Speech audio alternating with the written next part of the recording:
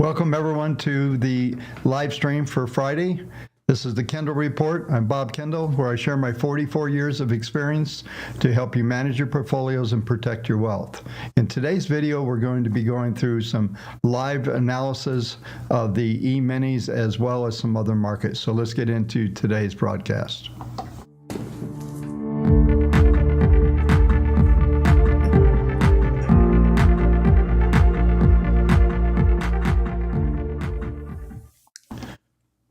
Welcome everyone. Looks like everybody's starting to show up here. Anyway, we'll let the room fill up. It was interesting as fate would have it. I was getting ready for getting the live stream, getting my cup of coffee together here, and they had a special on. They were talking about Tesla and EVs. So while we're warming up here and getting some folks in the room, let's chat a little bit about this because I think it's very interesting. Nobody wants to say these words out loud. I know I'm going to get you folks going. Nobody actually wants these cars. There's no infrastructure for them. Everybody, the game is over. If it wasn't for subsidies, Tesla wouldn't even be selling very many cars at all. That's my opinion. And just announced that they're cutting production in China, right? I saw my friend Meet Kevin talking about how Tesla has eliminated all of the competition, which I had to laugh. They haven't eliminated competition. Nobody wants to buy these cars. And I saw another interview with the what's her name, Mary of GM, and she's talking about the new Hummer, electric Hummer. You know, I'm sorry, it's just one of those things that is starting to become somewhat reality. It's sort of like remember the transitory inflation. EVs are somewhat the same. I'm not saying they're not viable. I've driven one. I've been in one. I've got friends that own them. It's just not the replacement for ICE vehicles. So anyway, we'll start there as to get everybody riled up. So, but there's some other things that are, like I've been talking about that are going on. It's competition, by the way, contrary to what Kevin was saying. It's a good thing. In fact, if you don't have competition, there isn't a market. So you want competition to flourish, and you want to be competitive if you're in a business. You don't want to be the only player in town. That means the market is narrow, and that's what we're starting to see, I think, is that the market for EVs are quite narrow and getting narrower, and the margins on Teslas, there's just all kinds of issues here. And the stock's down it's up on the week. We basically had pretty much an inside week. We still have a lot of downward pressure on these things. Let's go ahead and while we're still waiting for the room to fill up, I'm just kind of doing a filler here because this whole best-selling brand, okay, 1.7% of all cars on the road are electric. Let's just get real here. So yeah, the best-selling brand, okay, that's good for a Ford advertisement, but it doesn't do anything for a stock. And that one other thing, just while I'm on the Kevin thing, and then we'll take a look at the stock while we're getting going here today. Revenues. Everybody's revenues. I'm not looking to offend. This is a millennial mistake, investor mistake. They always look at the billions of revenues.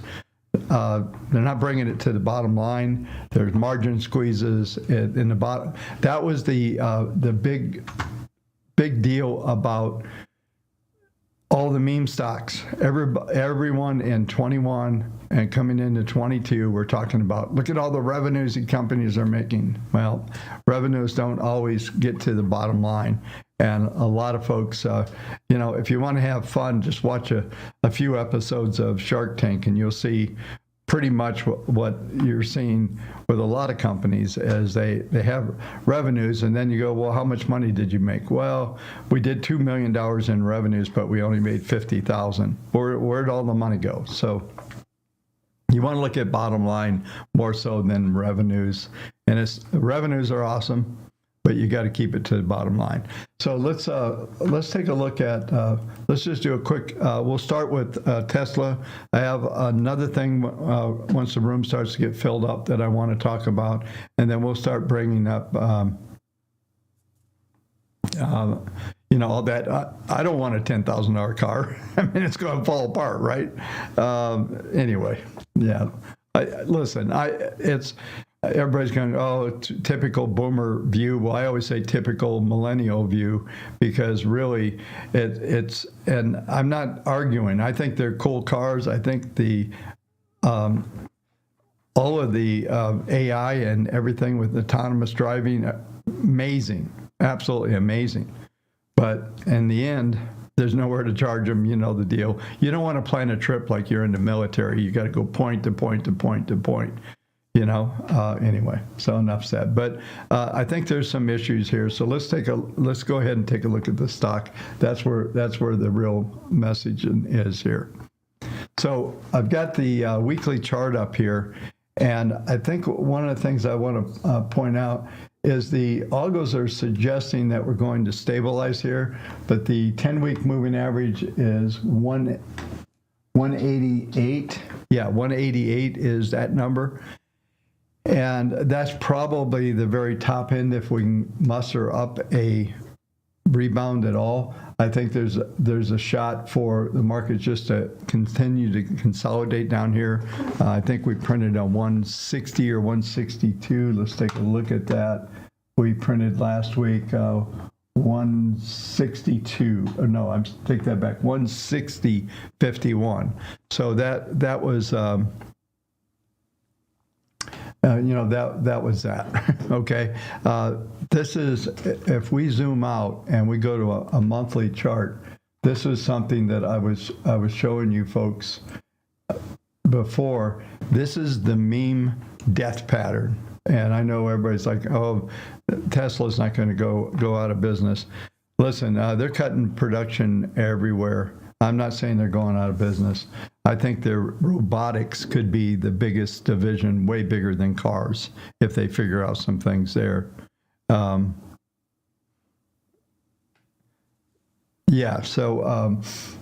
anyway, but the interesting thing about this formation, let me make this full screen so you can see it. This is typically, this is what a distribution pattern looks like.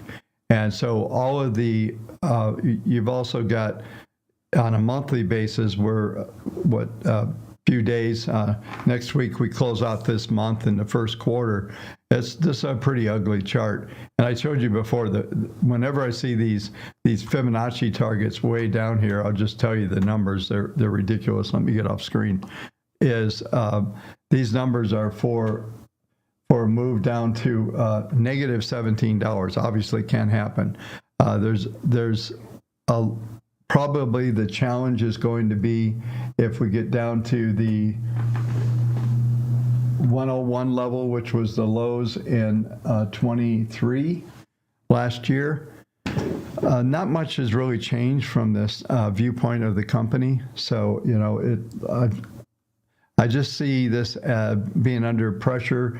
If we're lucky, meaning if Tesla's lucky, we can consolidate maybe in this range here between 220 and 160 and just spend some time there and maybe work out some problems. But it's a very long time before you're going to see the all-time highs. And you see a lot of the hype around and people quoting Kathy Wood. Why you would quote Kathy Wood, I have no clue.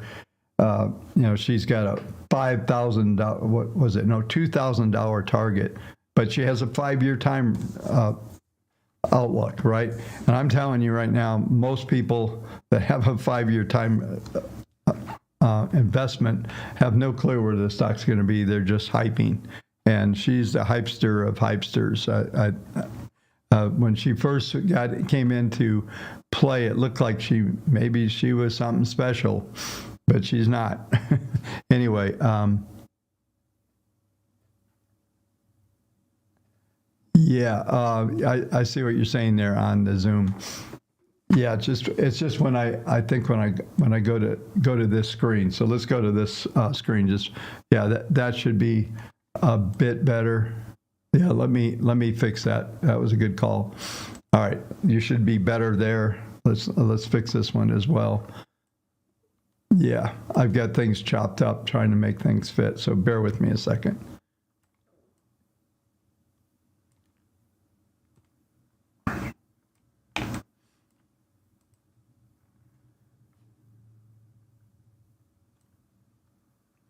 Okay. Yeah, so I've just got the chart up here. We've got some of the algos up here. This was this red dotted line up on top here. That should be a little bit better. Yeah, thanks for that. This should be a little.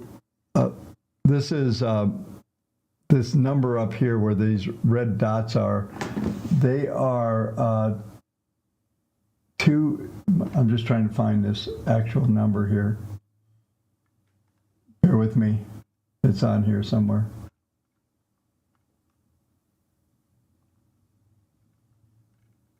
Yeah, so we're looking at around 399.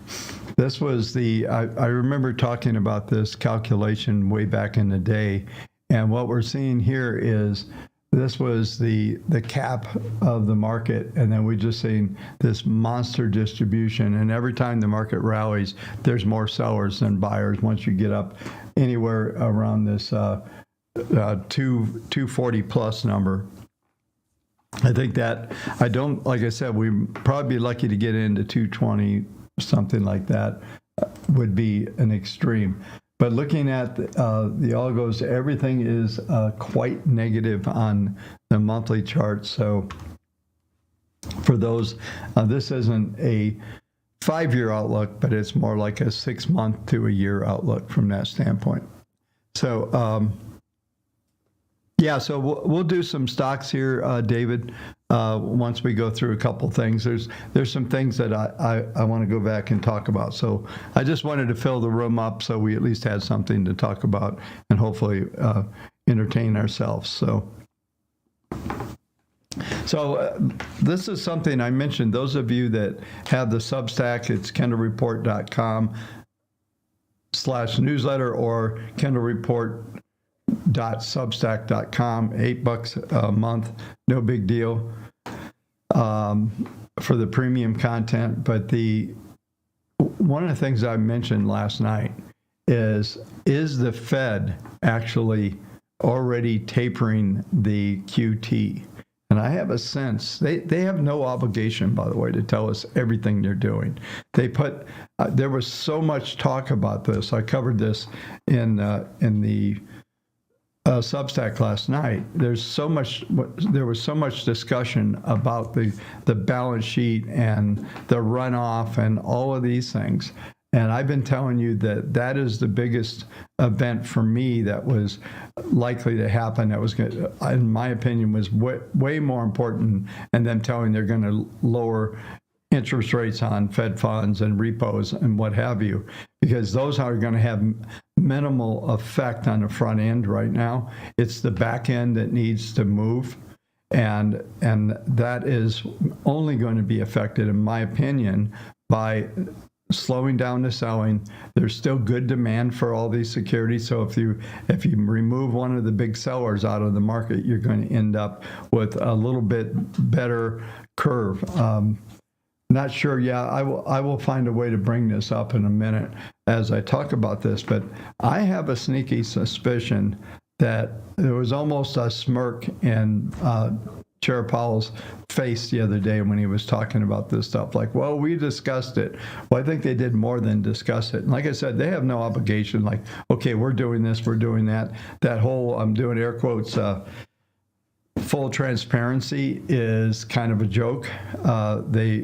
They will talk about things that they want you to think about. And Powell even talked about for 30 years, not I've been around for 40. I've seen everybody from Volcker all the way through to Powell. And all I can tell you is they have been jawboning the markets for years, and a lot of effects of just talking about doing something, the markets will do something for them. And the whole point of this is that the Fed is going to have a lot of operations that they're doing, and I think he tipped his hand, and I've been pretty excited about that. Doesn't mean the markets are just going to scream off. We print it up and do 53 handle. Let me just see if I can get this up on screen here real quick, okay? I just want to do something here on the other screen here.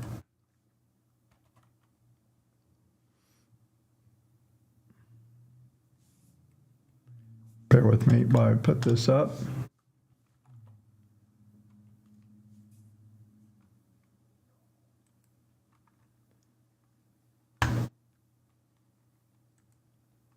I will have this up on the screen here in just a second, because I think this is important. And I'm bringing up the previous days.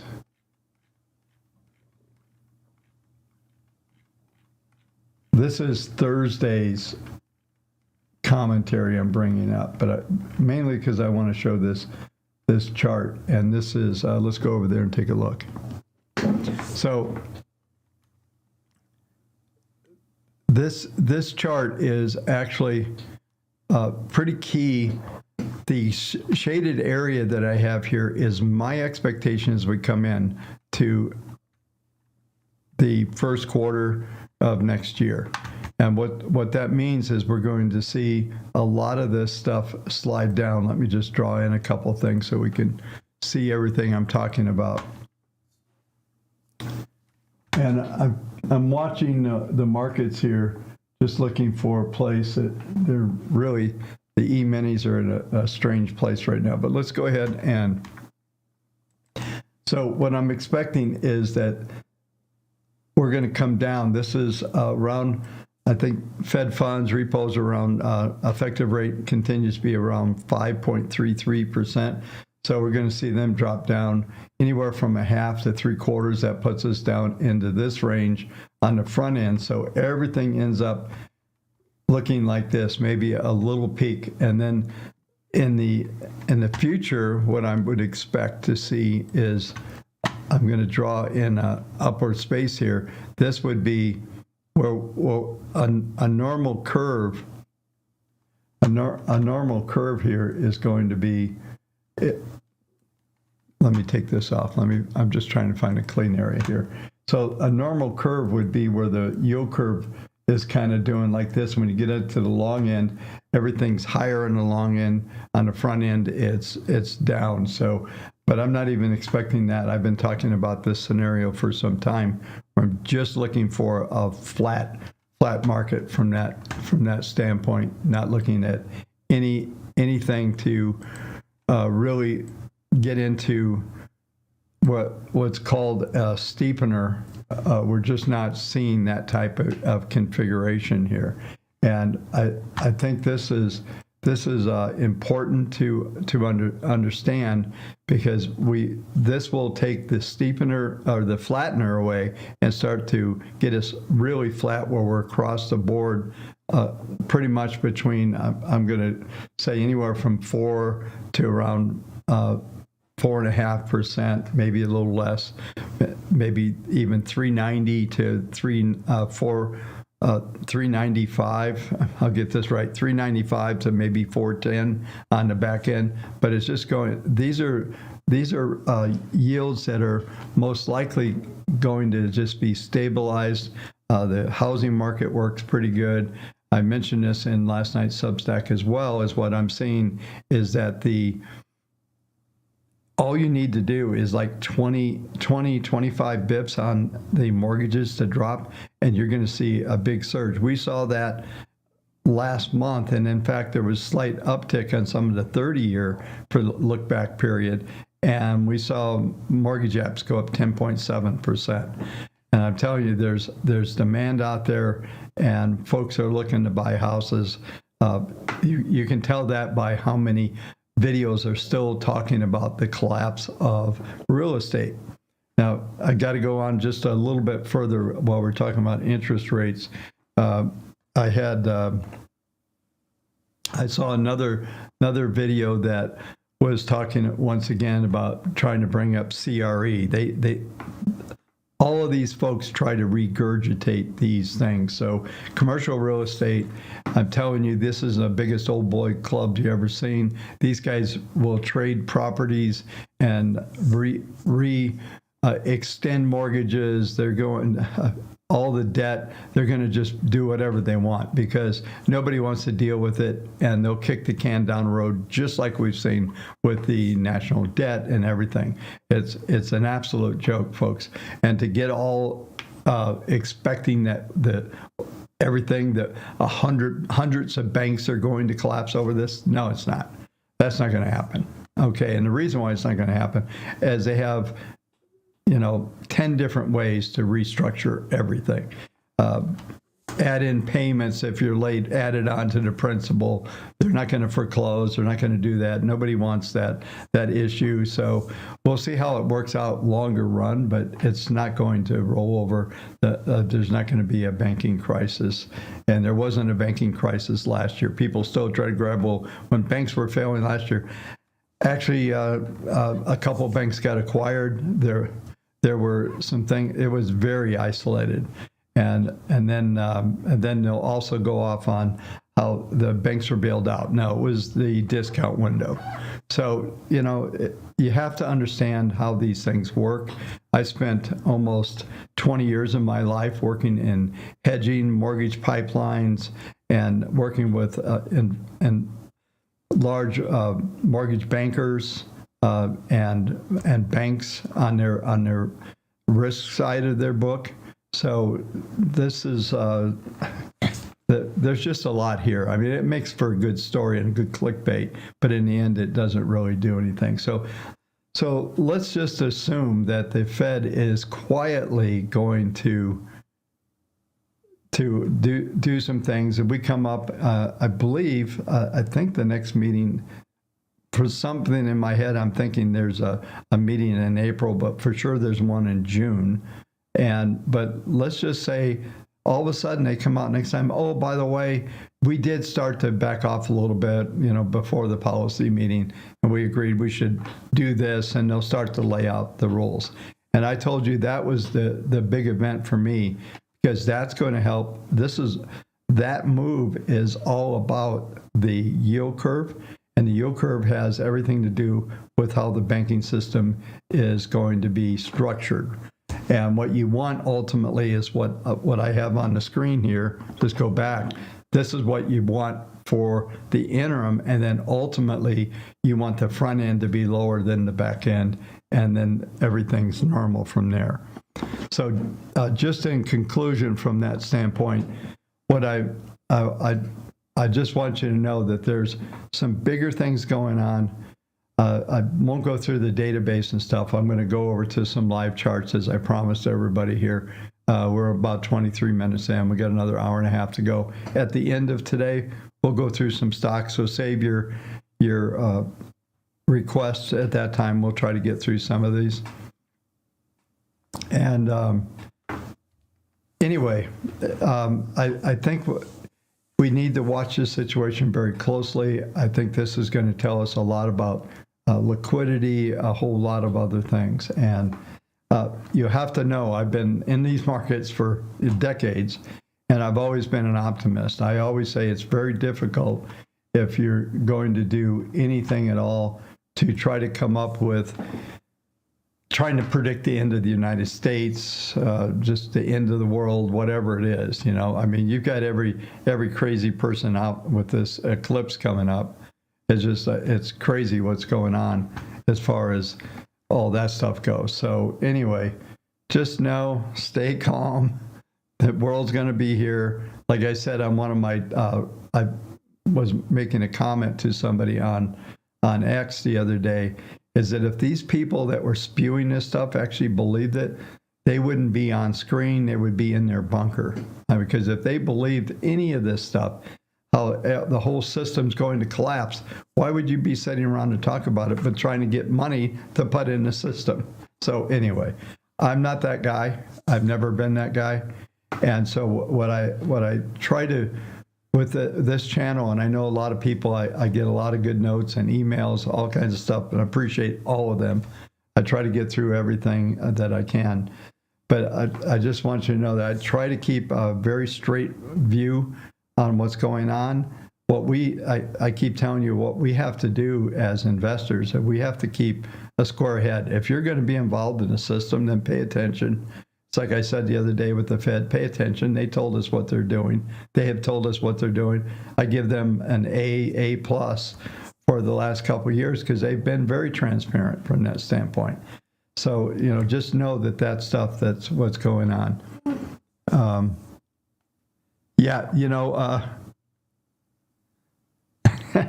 So that's funny because I see FF, you said something, what's the eclipse got to do with price of stocks? I don't know. I'm just saying there's everything out there. One of my favorite lines was, I remember standing on the Pacific Options Exchange, and myself and the guy that owned the hedge fund and the people that I traded for at that time, and who was the largest trader on the Pecos, when the Soviet Union was collapsing, I was sitting there talking to Mike, and we're looking at the screens, and the markets were down. It was like Dow Jones was down 100 points. That was a lot back in the day, right? This is 1992. And I said, what does the Soviet Union collapse have anything to do with corporate profits in the United States of America? And the answer was nothing. And that's why I remember that was probably the best buy the dip day, is it was just like everybody was reacting to this thing, and it was golden from that standpoint.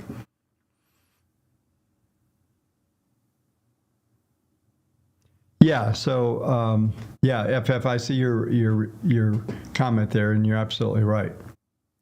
Those people are paid to do all those things. Okay. So let's.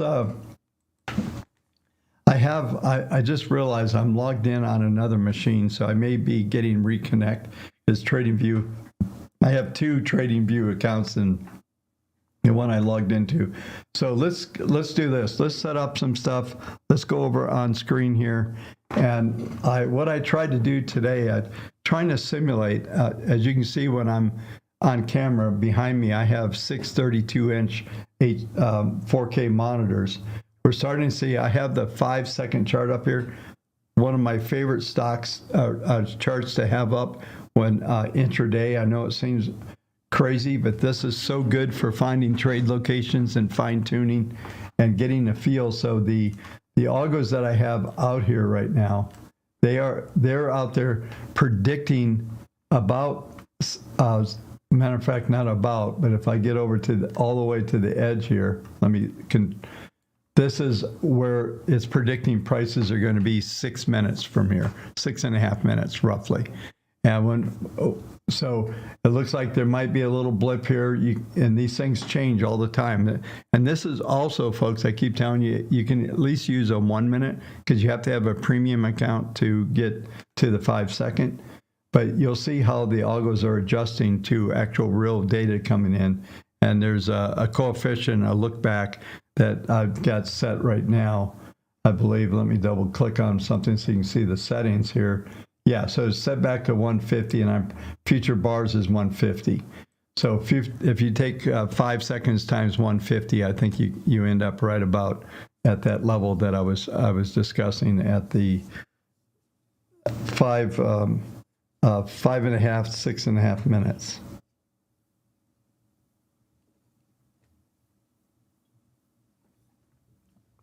Okay, so what I tried to set up here is so we can go over here. We'll keep getting those screens. This is the 1 minute chart. Algos are flat here as well. This is what I was looking at on the other screens, glancing off. as we're. I hate this, the way that we've traded the last few days.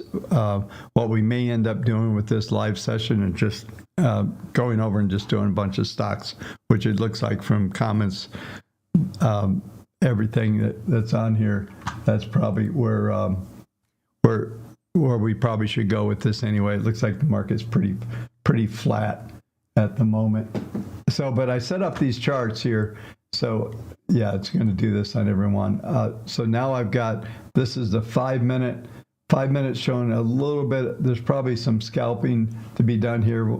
We'll just get set up. And like I said, I've set these screens up. So this is the 1 hour, and the hour chart just turned down. So we still have the market grid up. What time is it? We have another hour and 20 minutes to go. It's very possible that we could see a bit of some selling coming in when the in that final hour. We'll see what sets up here. Maybe there'll be a little play. But then I also have up here. Let me change this to ES. I've got a daily chart so we can see what's going on here. And this is one of the things that I talked about in the Substack on the dailies. We're getting new upward targets to come in. Right now, the higher targets this is actually a monthly. So let me get over here to daily.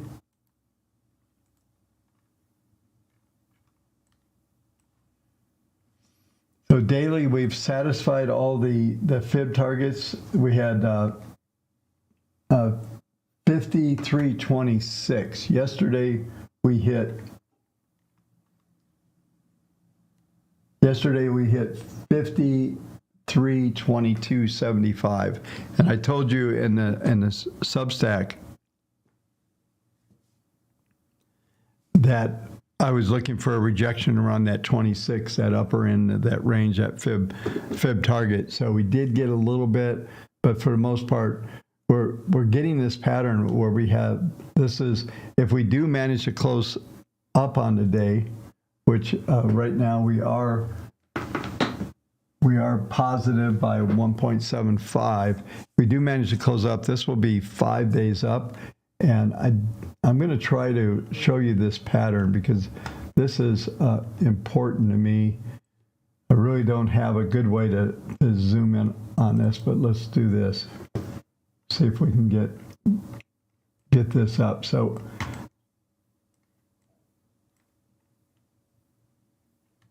this is this is a really interesting configuration that we have going on here. And I'm going to make so you can see more of this. It'll be a little smaller without stretching it out. But let's just go here. This is pretty much the trend since the beginning of the year. And it's just this stair-stepping pattern. And there hasn't been no big accelerations. There's been a couple where we get 5 or 6 days in a row up. And then it's just been chop. 2 days down, 2 days up, 2 days down, 3 days up. But meanwhile, we're climbing this angle of attack of those moving averages, and that those are the trends. So let me draw this in because this will be educational for a moment while maybe we're setting up some concepts here and how to look at this stuff. But you can see here, I'm going to use this.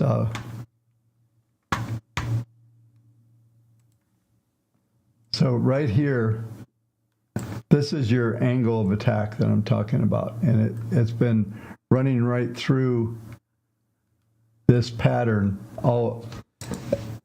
pretty much since the beginning of the year.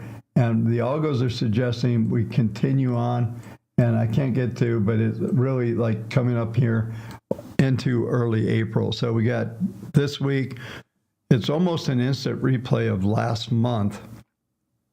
I thought we were going to see a peak in the first week of March, and then we really didn't. We kind of got a mini peak for a couple of days over here, but it's just keep getting this stair-stepping pattern here. Let me clean up some of this so we can look at it. Yeah, but this this has been the pattern, just stair stepping. In this case, we made a slightly lower low, but all of the other cases, we're just going like this. So let me put an indicator on that I think will be helpful for everybody. And so this will bring it out as well. If we just go into the WaveTech indicators, and let's just do the pattern finder, and now you'll see how it's marking all these lines and these key high and lows. Let me just see if I can make this just a little bit thicker so you can see it.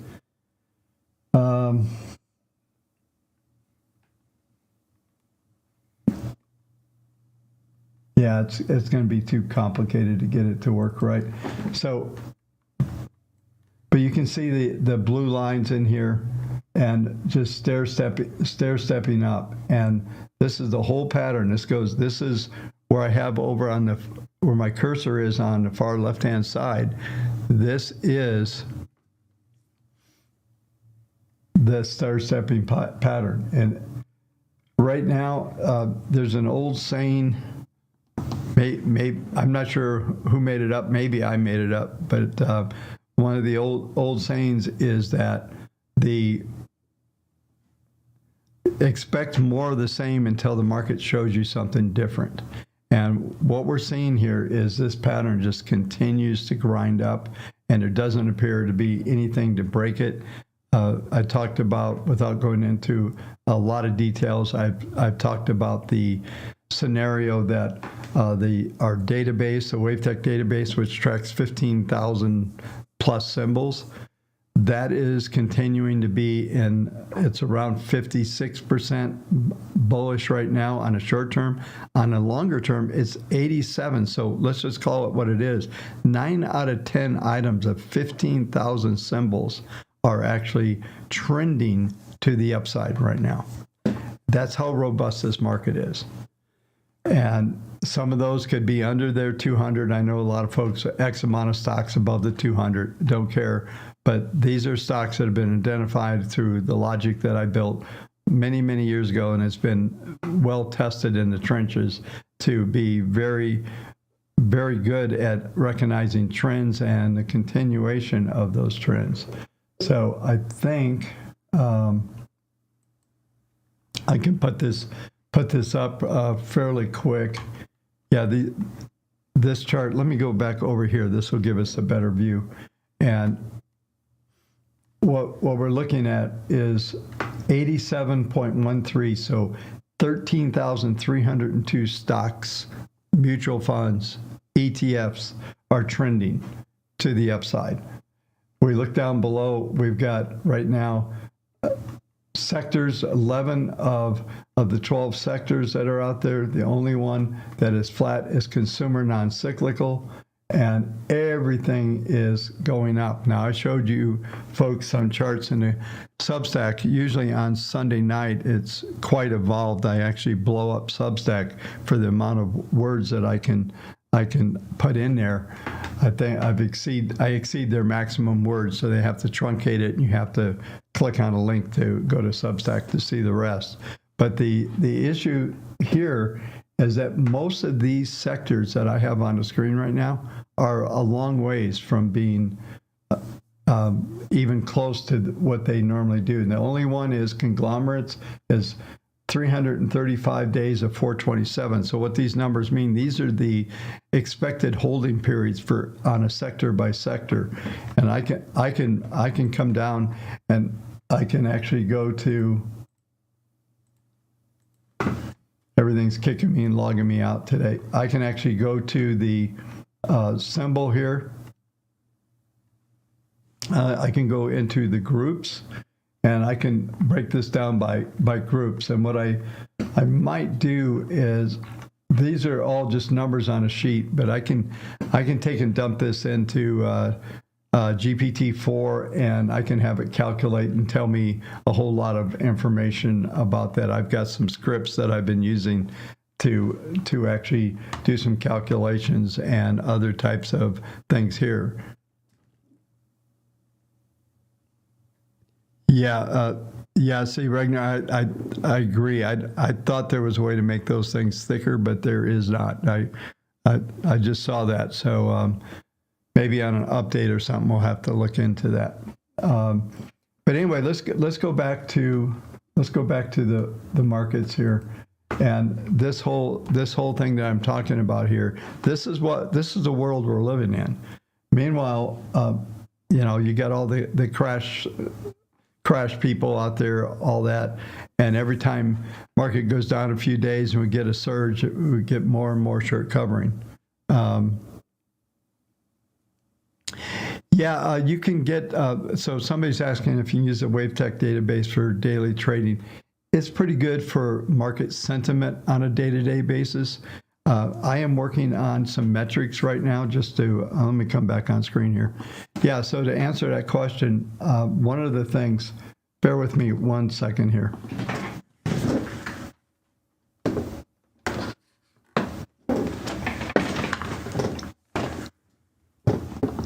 Okay, I couldn't handle that screensaver behind me. I've got my Mac on that. Anyway, one of the things you can do with I'm working on a project where we're bringing a lot of this data to start to use some of that to do predictive nature. We're doing a lot of research on that data right now.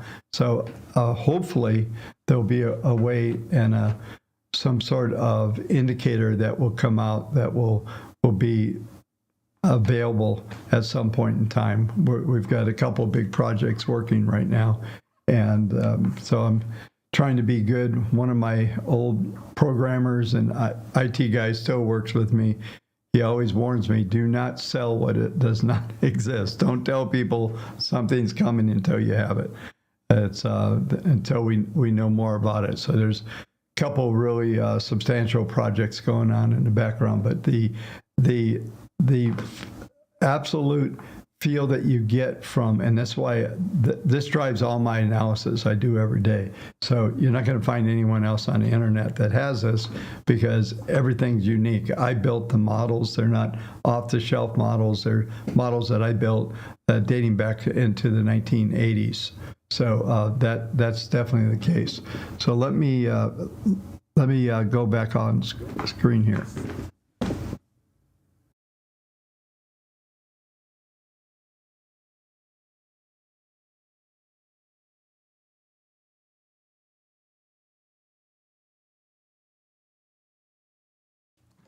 Okay, so I just realized you probably hear some noise. I got a new microphone, not a new microphone, but a new mixer, and it picks up everything. So my big comfy chair is very squeaky, so I apologize. So you should not have that issue anymore.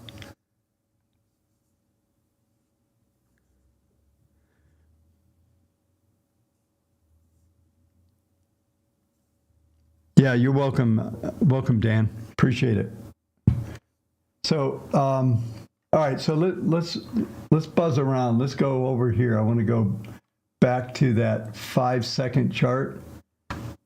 So that's what we're seeing on the 5-minute. Looks like we're about to maybe roll a little bit. So yeah, let's just see if we can get some things set up. Let's see if we can find. I'm going to do my best to try to get my TradeStation screen here. We're back at 5,300. Let's look around at some charts here and just see if we can get anything set up. Yeah, it looks like the 1 minute's trying to turn positive here. I wish I'd have been paying a little closer attention. There's probably a good trade there. The 5-minute is bottoming, and then we have, this is going to be the tricky one.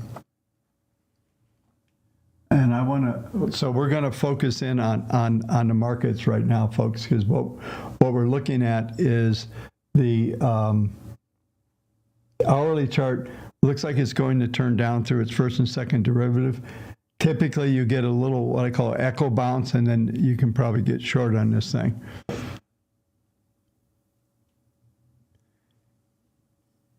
Yeah, I'm going to look into that. pattern finder, because I love that tool. I mean, I've used that forever. And by the way, I just want to put this out here, and I'm working on a number of things, but one of the things that is out on the screen, everything that I use every day is what are the indicators I use. We were talking about this. We have 19 indicators, but indeed, I think I use 8 or 9 of them. So I have PPM 1, 2, and 3, and the 200. That's what you see below. Up on top, I got market grid. I got the WTARs, which are the predictive SMAs on here. And those are 10, 21, 40. You can change those values if you want to. So it's anything you want. These are the values I use. They recognize all the trends that I have. I tell everybody, whatever moving averages you use, and use those averages. My WaveTech was built around these averages, and then we have the 200, and we have all the predictions going out in the future. And like I said, these are set out for 150, which typically 3 or 4 bars is all you need. It's like if we're on a daily chart and these things have a reasonable accuracy, I'm going to put them at about 65, 70%. So we're going to stay around this screen so that we can do something. One of the complications, so on changing anything with this code, is it invalidates the way that TradingView works. Is very clunky. I have one of my programmers that have worked for me for years for trading models and everything. He goes, this TradingView language, he goes, it's so ancient. It's like, you can't do anything with it. It's there's things you can do with it, but it's not very good code. It's very retailish, and you can't do a lot of complicated stuff. We have stuff in some of our other models that we are running, and have outside programs that are doing calculations. Even TradeStation has some of its limitations, but easing language is like the most very sophisticated compared to PineScript. PineScript does some cool stuff, but it's very, very limited. So that's been holding us back from getting our actual models in there, because we just can't get them to operate, and you don't want to start distributing files all over the internet. So it's there's a bunch of things going on, but like I said, I'll let you know when things get going here. But so we're coming into what we want to watch here. And what do we got here? We're about 6 minutes out, so let's just stay. I was telling everybody that this is what we want to watch for. We've already seen the PPM1 turn down last hour, and if we'd have been on it, that last hour high was 50. Let me just get this done here. 5306 was the high, and we're trading last really right at that level. So yeah, the 06 was the high. We're trading 53 even 25 right now.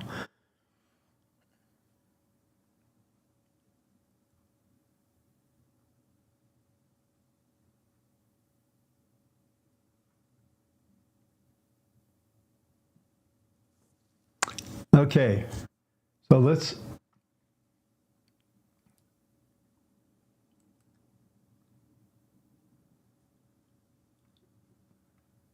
here's what I'm expecting here on this chart, and I have my cursor right here by this PPM1. We should see it accelerate down. It looks like all of the algos are suggesting that PPM1, 2, 3, including the 200, are going to turn down. Typically, we'll get some pretty decent numbers. We have some fib targets. Let's get this set up as we come in here. Get some fib targets here down to 5288, 75, 73. You'll see these red dots below. Let me just blow this up so you can see that just right there. So you can see all the WTRs are starting to move down. We're starting to see everything looks like it's set to go. We are right now 3 minutes roughly to go. So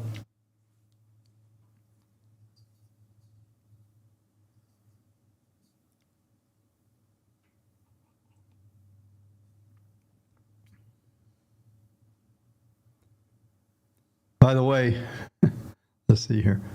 I got to get it over here. If I can get it up here. These next, what's it called? Next mug. They heat your coffee. These things are awesome. So if you like hot coffee, that's your deal. All right.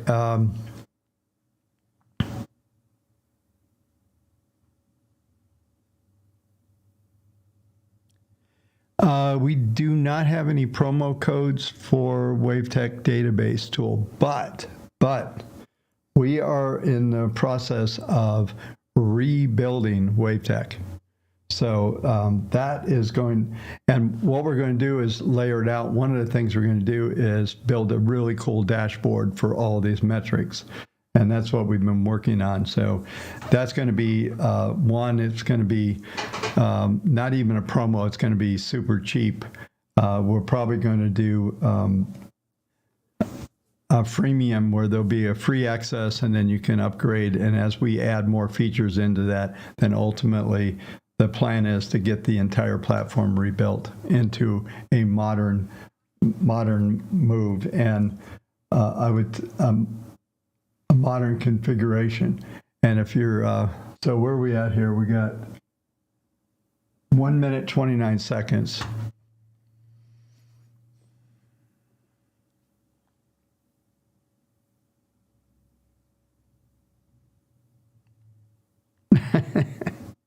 Okay, I'm just reading some comments here. Fib settings, Bob. What are your fib settings? I just used the default. Everything that I put in the indicators, by the way, are those defaults are what I use. Sometimes, if I'm looking for some different patterns, maybe I can show you how to use that in a minute. Let's see what comes out here. So we're 0125 print. I've got level 2 up here on the left-hand side.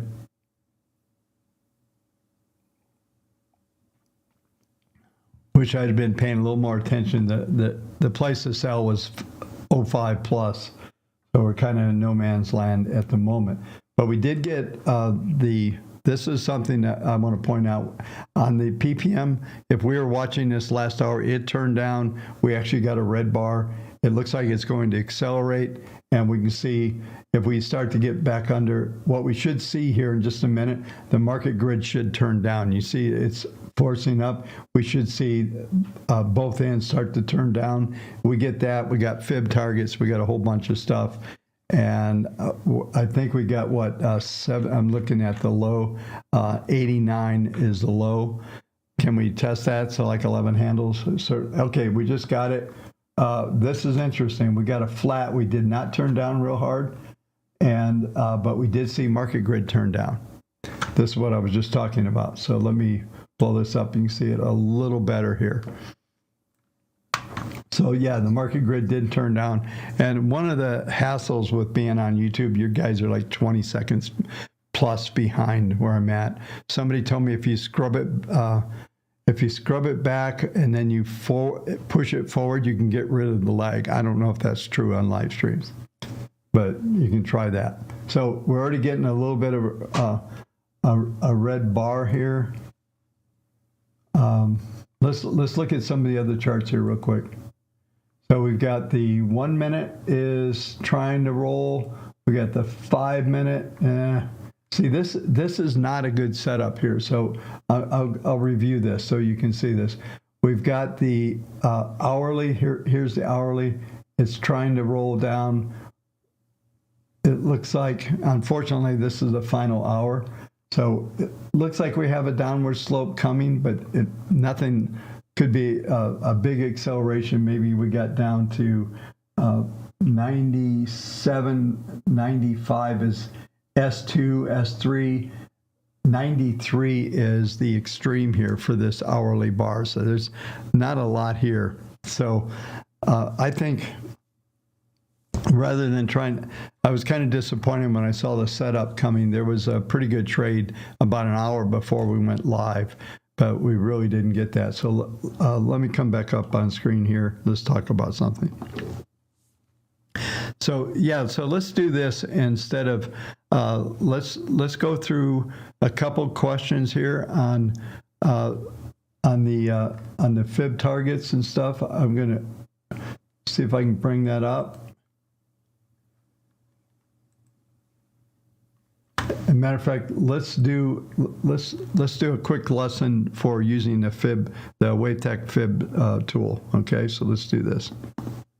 So I've got the settings up here. So you want to go to the settings. You can see the strength is 4 and 6. And in the live room, sometimes what I'll do is on different charts, so maybe on the 5-minute, I may try to set up bigger patterns. And one of the key tools to use on this is to click on Show Pivot Points. And so let me just put this down. Now you'll see all the little red arrows, green. This is the pivot points. And this is why trading this market in the last hour, we're just in this sideways. This goes back. This is what the hourly looks like. But this is set. These are the defaults 4 and 4. But watch what. Let's just change a couple things. Let's go to 6 and 6, and you'll see now it's not recognizing any of the patterns. And so what this will recognize now is if you increase the value of the ratio settings, the WaveTech ratio settings, what it's doing is, if you notice, this is where you'll see it. You'll see the red bars. We're not getting any offsetting green bars. So that tells you it's recognizing highs, but we're not seeing any points to calculate it from. So let's go back down and let's go all the way to 1 and 1. And you'll see this is like the most sensitive setting. Now, when you go 1 and 1, you're going to catch everything. You're going to get little fib targets. And if you notice, a lot of fib targets have defined exactly where the range is going to be. So what you'll see is if you go to 1, this is a 1 hour chart. I have to go off here, so let's just stay here, and I'll change this to a 5 minute. Now you'll see all the different patterns. You'll see more fib targets, all that stuff. So if I come back here, I can click on here and get back. So you can just click on one of the green arrows or red arrows, and it'll bring up the settings. And 4 is just a more reasonable pattern to set up. You're going to get better patterns. Even here on the 5 minute, we're picking up patterns, but you can see everything is clustered together. That's because this market is just terrible to trade today. There's been some decent trades. This was the trade I was talking about. It was about an hour and a half before I was sitting there going, oh, that was a good trade. So I was trying to keep a nice clean slate on being able to trade.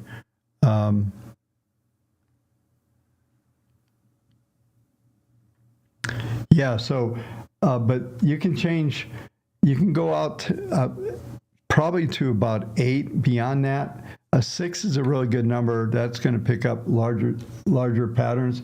If we switch this and just go to weekly here, you'll see something else here. So now you see much bigger patterns. There's one other thing I need to point out because it's coming up here on this chart. Let me get off screen. So when you're looking at this, let me make this.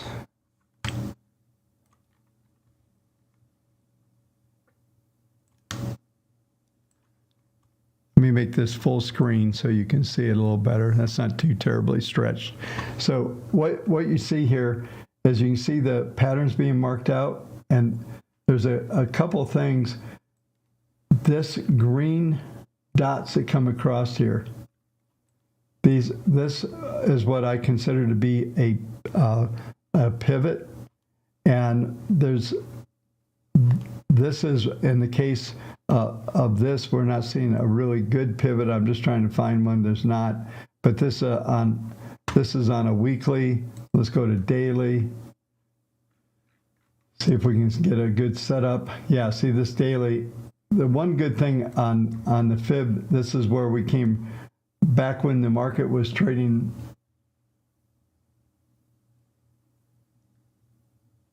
$50.80. It was projecting this up here to the 53 handle, which we hit.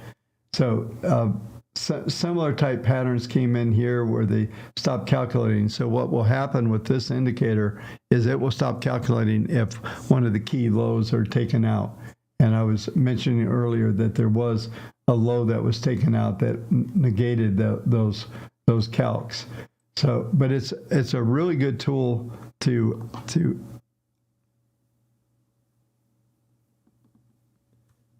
hang on one second.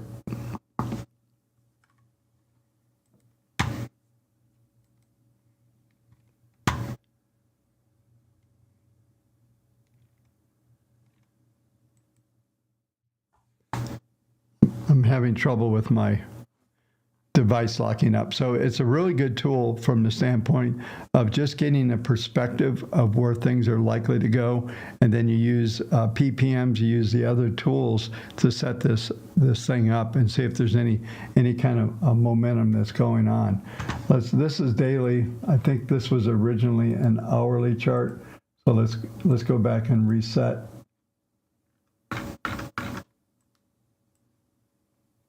Yeah, so we're really not getting, the algos are starting to suggest we're going to get more downside. We did break 5,300, so like I said, we kind of missed the trade. It'd been nice to be short up at 05, but it does look like this last hour we got the downturn. Actually, if we look at this, exaggerate this PPM here, PPM1. You'll see that it did turn a bit lower here as the market started to trade down. I suspect we will trade down toward maybe those numbers I mentioned earlier, maybe S2, S3. And these are really good numbers. If you folks have been around and using these market grid numbers are pretty good as well. And one of the indicators I don't use that often because I'm just always fine-tuned on this. But one of the other indicators that you can do here is to come up here, and I believe it's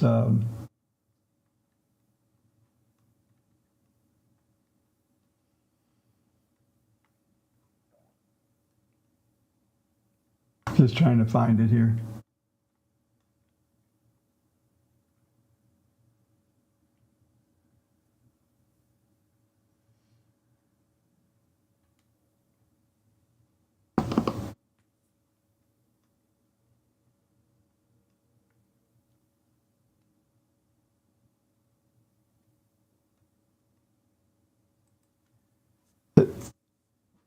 This is the daily projections of and these calcs come out a little different the way they're being calculated. I have not been able to, it's a little buggy, but you can see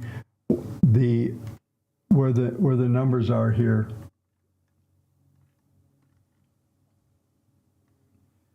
As we came right into this support level this morning, we've really just been doing basically S1, R1 for the session. We did trade up just a little bit further, but this is really, this is a handy tool to put up there as well if you're looking for target ranges.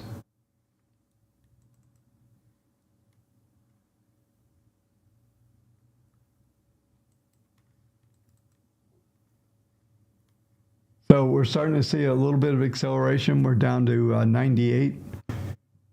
Could have shorted probably 0125, I guess. Just pretty quiet.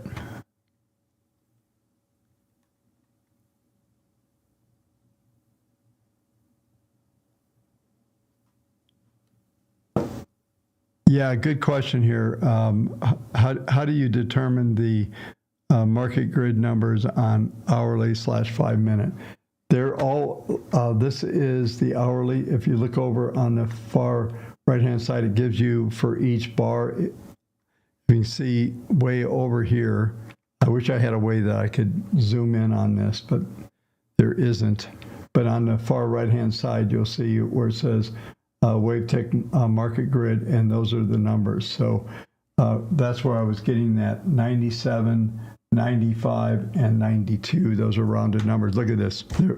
So it was actually a really good signal that you can see now the PPM1 is turning down. We're getting some downward. Look at this, 92. They just printed them down.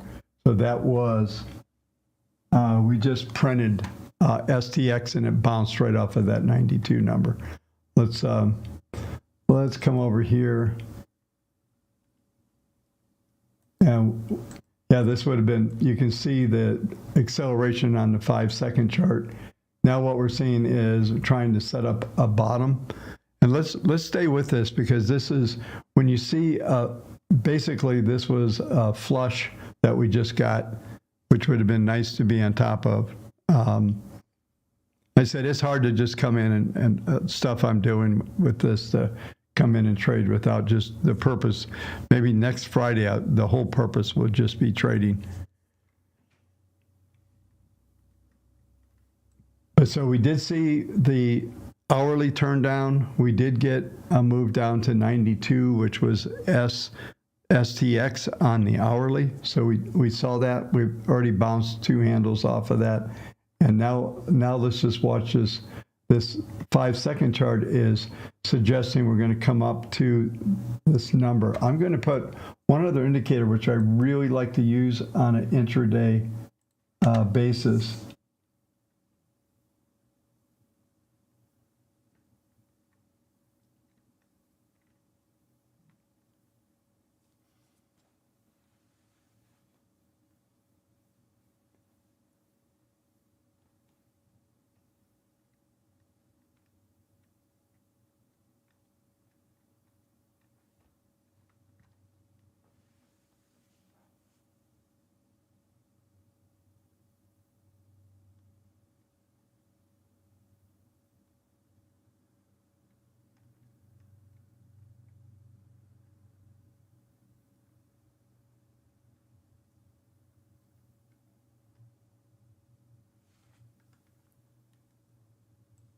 All right, I think I'm on the wrong account here. I apologize. But yeah, so look, we got fib targets coming up here. So we're now seeing we hit that 92. If we come back here and go to, where do I have the hourly chart? I think it's here. Let's make this the hourly, just so I can get that number. But you can see we printed down. Let's take a look at this. So we printed down to the bottom of the market grid here, right to the low, and we bounced off of there. We printed 92.25. The low was 90. STX was 93.33. So we printed just through it, and we still have these pretty amazing downward slope moving averages on the hourly. So let's go back to the 5-second chart. So we're getting fib targets to test the 200. And we also have, you can see the PPMs are starting to drift a little bit.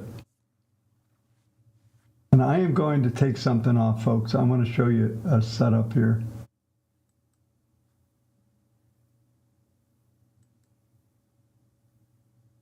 This is a much better setup for, I like to just use the 200 as an indicator, because you can see the downward slope here. Let me just look for something again.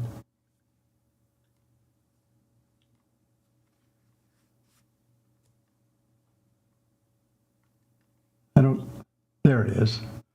Sorry. So this is, so what I did was I put the probabilities for these averages, and these get a little confusing because of the way they stack. And Oh, next Friday is Good Friday. Thanks, Devender. How you doing, by the way? Good to see you. Yeah, so let's watch this 5 second. See if we just printed down to the lows of this pattern again at 92, and we're still seeing some. You can see the algos are starting to go down, but this is this 5 second chart is a monster for short term. This 200 period moving average, if you think about it, 200 times 5 seconds, like I think it's a. Let me check this out. Hang on.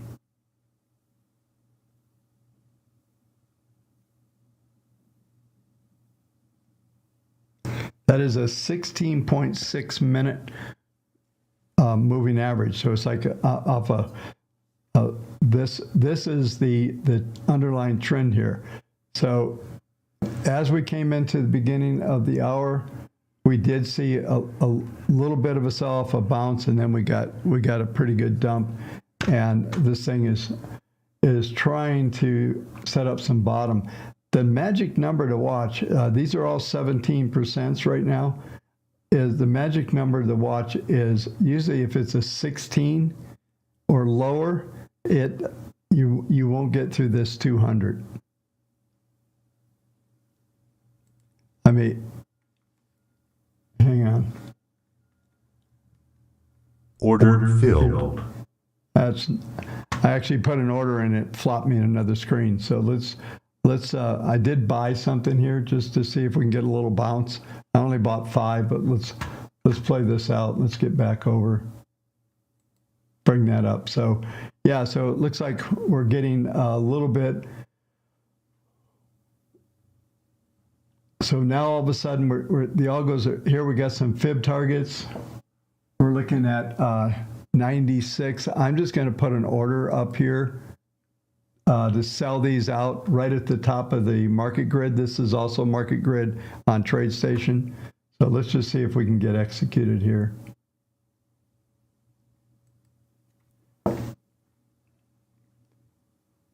So do a quick scalp, but these are fib targets are coming in. Don't really, we need this 200 down here to start to just get a little bit more robust. Here we go. We're starting to see it turn up. See if we can get these algos to turn up. When these algos start to project above the 200 period moving average, this is a really good sign here for a scalp. I just saw this scalp. I thought let's do a quick trade.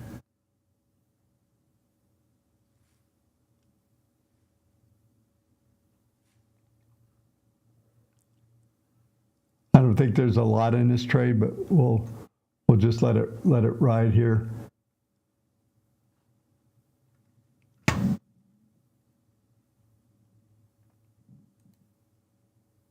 Order filled. All right, I just closed that out. I don't like how it was looking, so let's just come back here, see if we can't get another one off. See this 16% up here now? Now it's 17. This is just telling, we may trade back up. I probably made a couple $100 on 187 on that trade. That was gross. But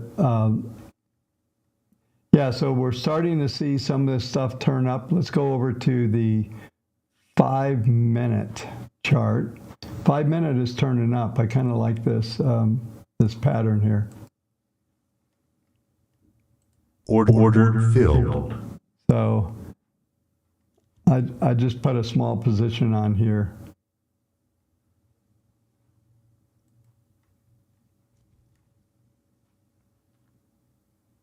We still have the 16, which is kind of not a lot of confidence, but we go over here to the 5. This is the 5. The algos are trying to turn up on this, but it doesn't look like it's going to get much going here. So let's just...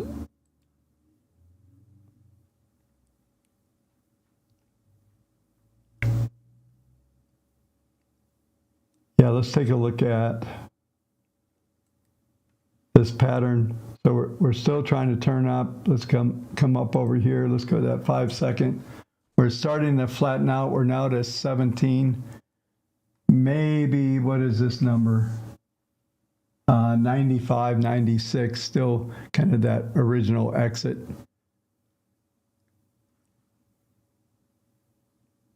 This is kind of swimming upstream, but I always, yeah, I think it is a 5-minute.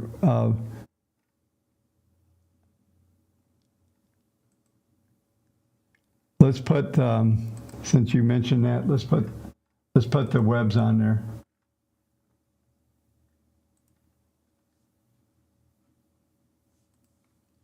Yeah, it's a little bit of an expanding pattern. We should be able to print up here into maybe this is just above here. We should be able to print up. Let me go back over here. Let's come up. Yeah, we got a shot. I just put an order in up at around 95 quarters, 50. See if we can exit out of this. So we've got fib targets here. We've got the WaveTech 200 on the 5-second chart. We're trading a 5-second chart. We're starting to see algos projecting above the 200 or equal to it as we go out 2 or 3 minutes in the future. So we'll see what plays out here.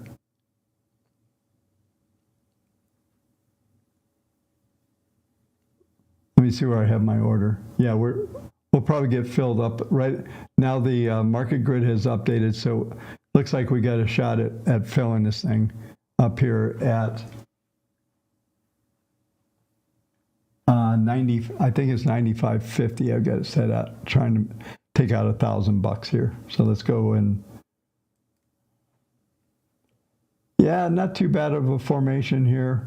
We'll come back over here to the 5-minute, and we're trying to get it up to test this 10-pair moving average. The algos are suggesting that there's a bit of a bottom. Here's one of those V's that I talk about. Those of you who took the course that I did back in November, this is one of those little V setups.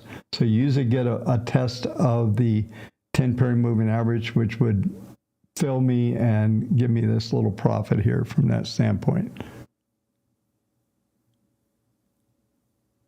Yeah, so I've got a trade station level 2 is what I'm trading off of on the far left-hand side. That's you can hook it up to TradingView and you can get the level 2 if you have it, but I can't link this account.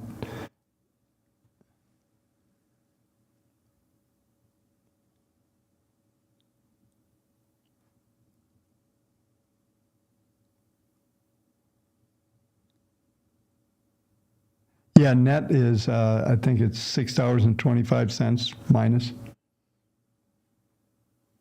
the commissions. So still just kind of bouncing around here. Let's come back over here. Now we're seeing the algo starting to Order filled. I got it.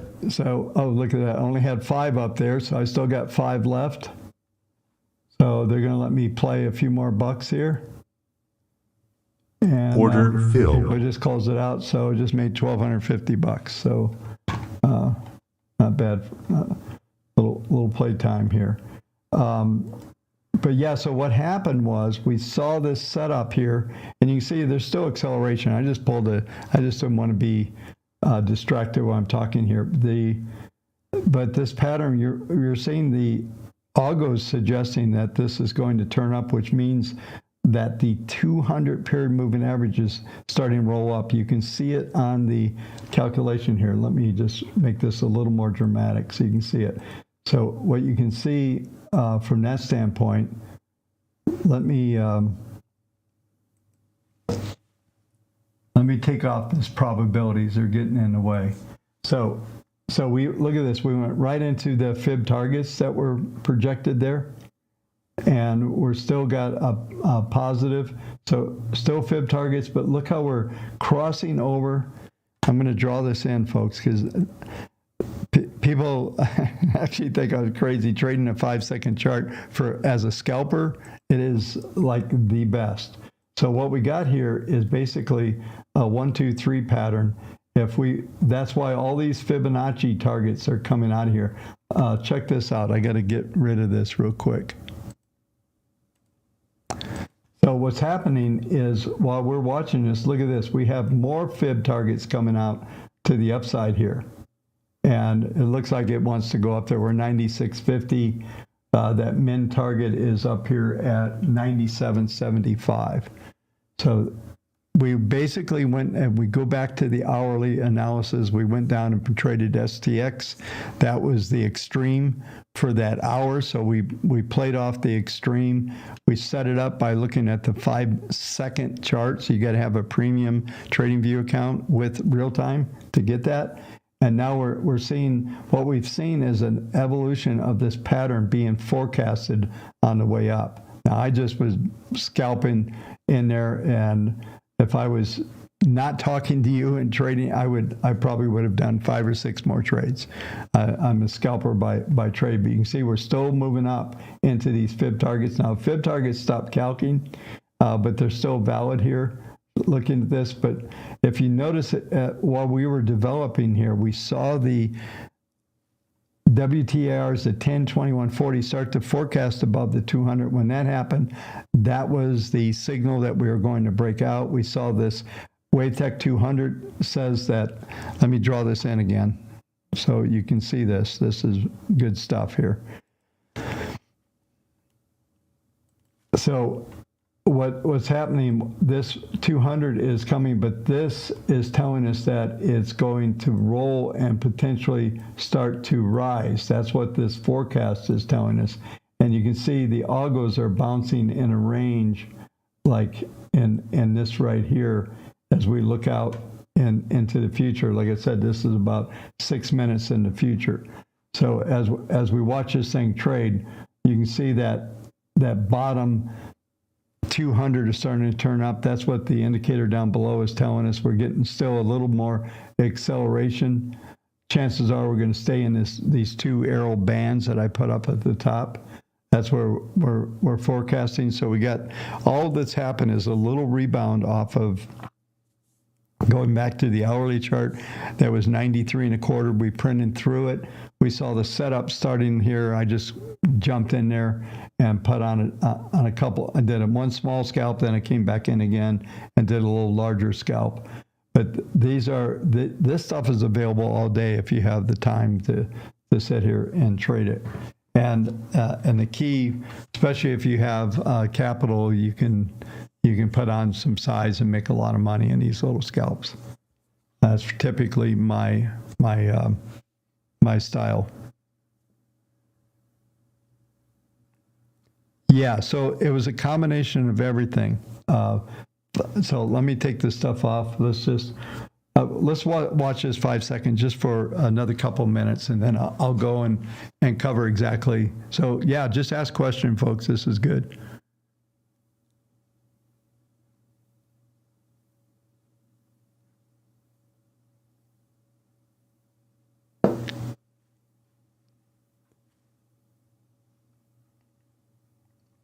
Yeah, so gross trading right now is $12.50. That's minus about $25. So it'd be $1,225.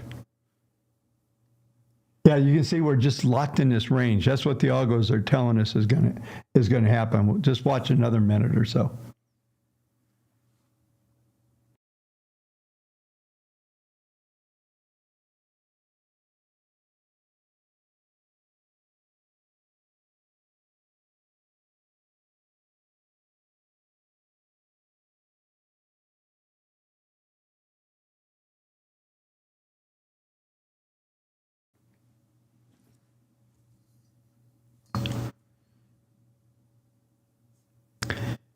Yeah, thanks, Paul. Yeah, look how this thing is just locked in this range. That's where the algos are telling us. Now the algos are starting weaken just a little bit looking out, and we're seeing still trading kind of in the range here. We're like right down the center line. But if I drew one more, this center line is right here. So we're probably probably going to do, like this. And if you look down here, this indicator and the forecast is still forecasting a little more strength. All that's telling, I'm going to clean all this stuff up so you can see what's going on here. All this is saying, and this is what I was telling you, when we were over here, this was telling us that the 200 period moving average was going to start to move up. Now, look what we're getting over here. Now we're seeing forecasts for the to come back under the 200. Okay, so if you're day trading here, all you're looking for is see what kind of patterns are unfolding. It looks like we're starting to weaken again. So let me clear this up and let's go back and review the trade I think somebody was asking about just a second ago. So let's take a look here. So we're coming back to the 200. You see the weakening of this. So there it is. We're already traded it. So we could have reversed. We could have been selling up there at 96.5, 97. I said, I'm trying to teach and trade is really, really difficult. Yeah, let's see what time it is. Yeah, we got like 30 minutes to go, so we'll do a few more minutes of this. But let's go back all the way, and we'll go over here to the 1 hour chart. What started this thing, as we came into the hour, we saw that this PPM1 was turning down, but we saw all of this was actually really classic because we had PPM1, 2, 3, and the 200. All were turning down for that next hour, telling us there was a high probability that the market was going to be under pressure for this final hour. That's what I said when we saw that coming up. We did not do the trade. The trade is, if we would have been paying attention, we should have been short at around 306, 5306, 05 should have been where we were selling because the indications were there. So now when we saw that, then we went over and we looked at the 5-minute chart, and 5-minute chart was also, but here's the V bottom right on this bar. Man, I wish there was a better way to zoom in on this. But right where my cursor is on this low bar, the next bar was forecasted to turn up, and I talked about this a lot in the seminar I did back in November. That's available, by the way, if you're interested. We need to actually put that out there for folks to see. But the point of this is that when we get these V's are points, and these are scalps, intraday stuff. It can also be used daily, but these are places to buy the dip and attempt to buy the lows. I spent many, many years. I was talking to the guy who did the original programming in 1992, I think it was. We were talking the other day. I said, my trading style has changed, even though from a trending standpoint, I'm still okay what the models are doing. But now from a trading standpoint, I'm looking at these PPM, especially with the auto regression math in here. I can start to see potential future movements. Now I can actually do some things here on a predictive level. So we're still, even though we pulled back in, we bounced already. So, but I just want to set up that original trade. So we get the hour turning down, and then after this was the decline, but then at the bottom when we went to, let's go to the hourly. Hopefully you guys are following this. On the hourly, over on the far right-hand side here, it's in the middle, STX was 93.33, and the low was, let me just get the number here. The low is 90, actually printed 91.25. So now we go to the 5-second chart, and this is over here down at these lows is where we found this trade. Before, initially the thought was we'll go and test the 200. The 200 down here at the bottom started to forecast much higher prices. We saw the algos all forecasting above the 200. Now what we've done is, look, we're holding the 200. We blipped under it. We actually came into some fib targets. So that was another bounce trade back at 93.75. And this hour is still running, by the way. So what we're looking at is that That STX number was 93.30. We just came back and retested that. Look at this. We got new fibs. That was a second buy off of that same number. So I'm trying to explain how it's set up. But look, we got fib targets up here now, coming in here to 98, 99, and probably, 90, 99.50. That's the targets. But the algos are what we'd want to see over here on the 200. We'd want to see another acceleration, but it looks like we're printing fib target 1 right now. Let me change data window over here. Yeah, so yeah, we're going right to these numbers.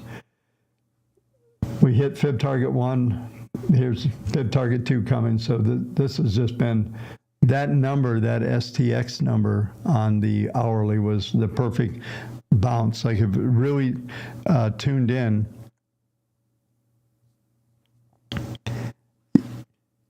Really tuned in. Yeah, somebody's asking about the WaveTech trend probability. That's really confusing because depending on the length of chart, those numbers are all over the place.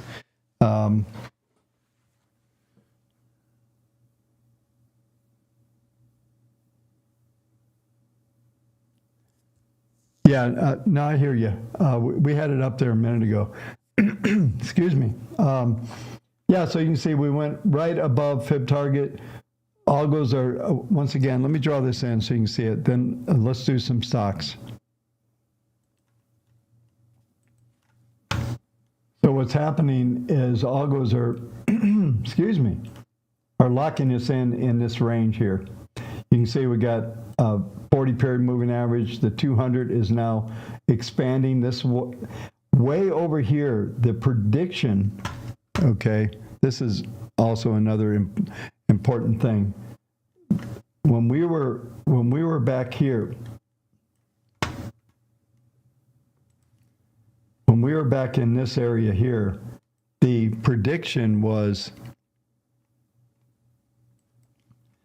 right here starting to suggest that we're going to see, excuse me, we're going to see this this pattern, this 200 start to roll up. That's what over here, what we saw the forecast. This is the actual. The forecast was telling us that was going to happen before it happened, and that was the play. And then we have these Fibonacci. We have all these targets that came into play. Now it looks like we're probably going to lock in. I know I got arrows everywhere. Let me clean it. Now we're probably really locked in, like right here, and we'll probably just see this thing go like this. Look at what's going on with the 200. It's starting to fade. So this rally is already fading right below the 5,300 level.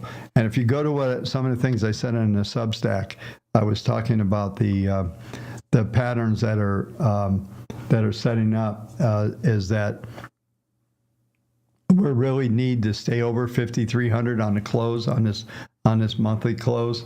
I'm sorry, on the weekly close, and that's going to be important. So let's do this. Let me set it up.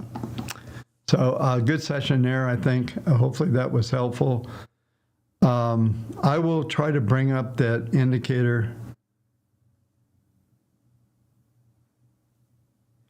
Yeah, you are able to experiment, and there is a way on on the WTRs.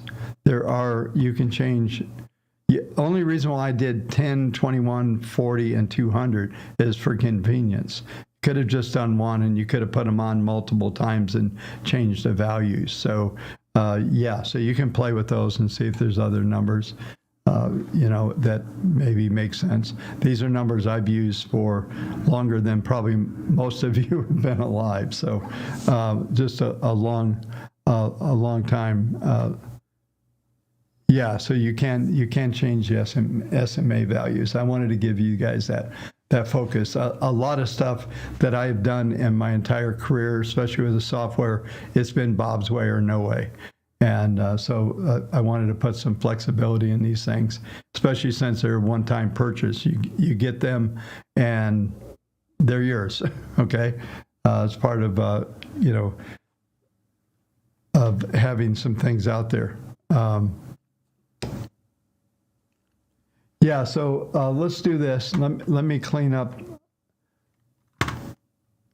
something here, and then we'll go. When we're doing the analysis on stocks, I'll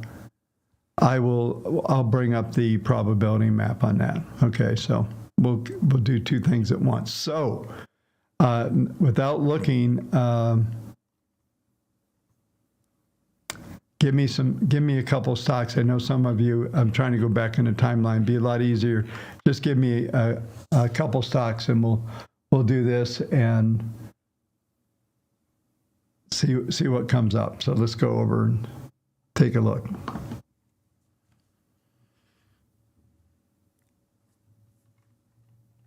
All right, there we go.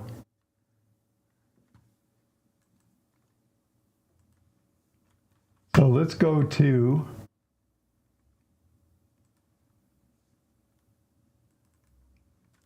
let's come over here to our daily chart.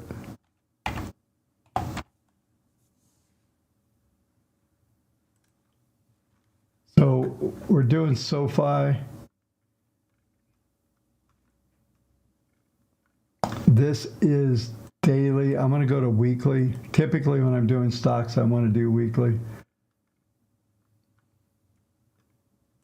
I have to tell you a little something, and this is something that is, I think, if you're going to mess with this stock at all, this is even these folks raised, like, I forget, just billions and billions of dollars, hundreds of billions, I think, just a crazy number of venture capitalists. There's so many people in this deal. What you're seeing here, this is distribution of stock. This stock's not going to go anywhere other than some trading opportunities. It's not going anywhere. If anything, it's probably, where's it at? And it's probably go down another 50% by the time all of these venture capitals that came into this company get out. And that is, that's just a reality of SoFi. I mean, they just got a lot of big backers. They've got revenues. They have stuff. But you can see what we were, at one stage, 20 peaks, 28. Now we're 8. And all this is just selling, just people taking their money out. These guys got in on the ground floor, and that's what happened with this. As far as, you can see the algos are pretty flat. Yeah, this is probably a good stock to write straddles on, to do something in the option market. If you own it, right, do covered rights, do something like that. It's going to be a tough one to make any money. There's been a couple of good trades, though, so don't get me wrong. Right now, I don't see anything on a weekly. We'll go to daily for a second. Yeah, dailies look like they're trying to get a little bit of rally, but really, it's kind of a mess. And I'm telling you, there's going to be sellers in this stock for a while yet. Maybe when they finally work off all of the people that came into this company, that'll be it. So let's go on and see. JPM.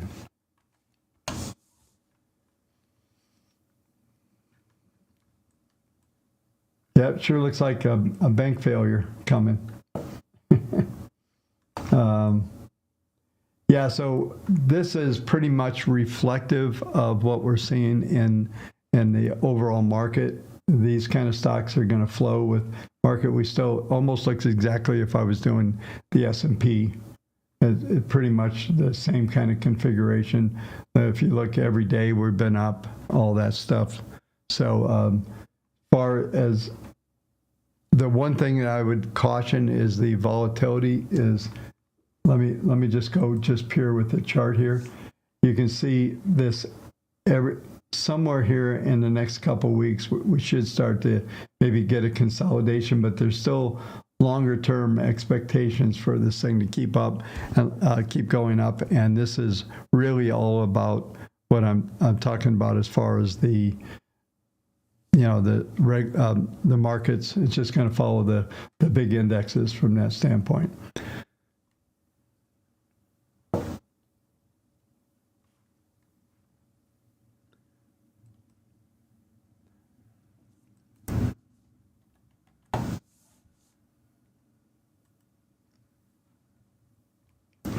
Yeah, so TLT, if Natasha, if you follow me on, get the Substack letter when I cover, this is really just a back end of the curve.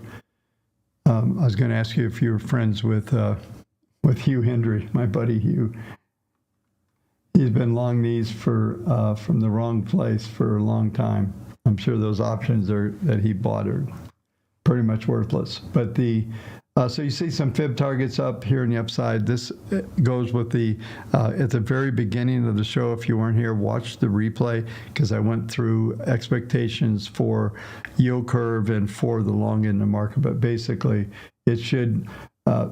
There's a fair amount of resistance, but we're likely to see a little bit lower rates, so this thing should move up a bit. So I'm just going to go quick here. Meanwhile, I'm keeping this thing small here, so I can, on my screen, I'm still seeing the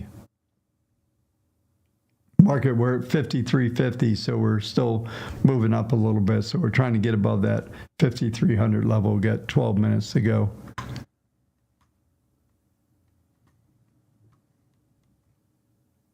Yeah, that's pretty much right on that FF. Let's do this. I kind of want to watch this, folks. This 5-minute chart or 5-second chart.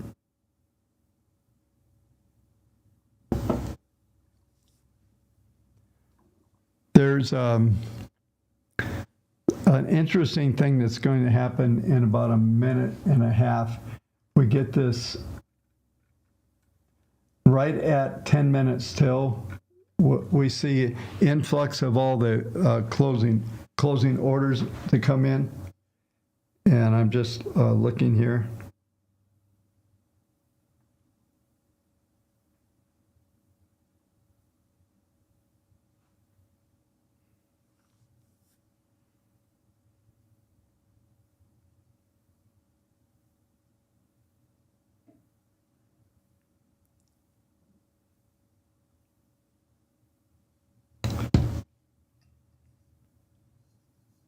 So we are a little less than a minute. So let's just watch this chart, see if we, right at 10-minute rigged. Yep, David, that really impacted me back in the day. I watched for that. So we're getting some upward fibs and downward fibs, and the algos are suggesting slightly lower. So here we go.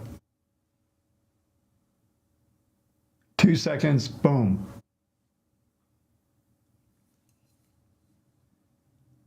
Of course, we're watching, so that, what is it? Pot won't boil if you're watching it. Yeah, very quiet. Usually this thing pops. Let's see if we get a little bit. Now, nothing, of course.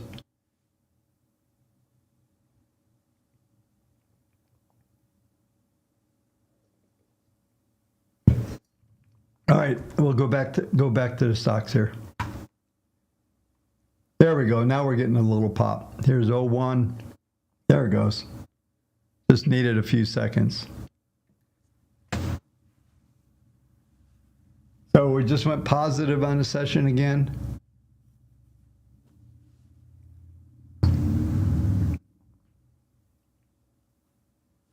And this is the key here, folks.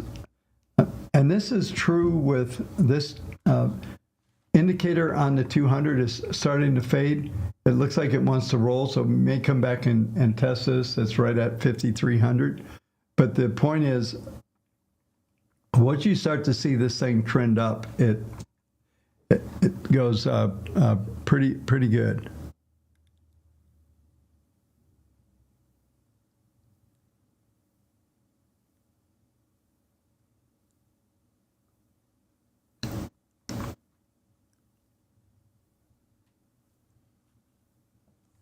So we came right back in. Look at this. We're getting fib targets on the upside. All right, so let's go back. Let's come back over here and do a couple more stocks. Yeah, we got to do Apple.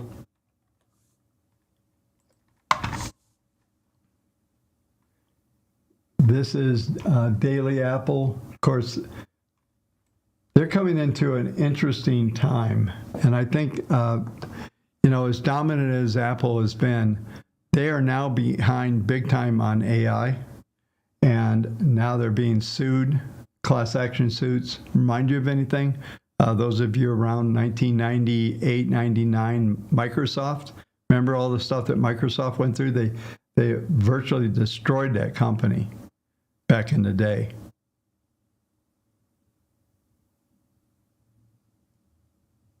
Oh, wow. Good for you, Devender. You were always a good student. Appreciate that. I'm trying to do too much. I'm not focused in, but that's a great move.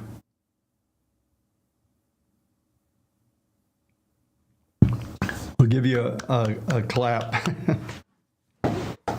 All right.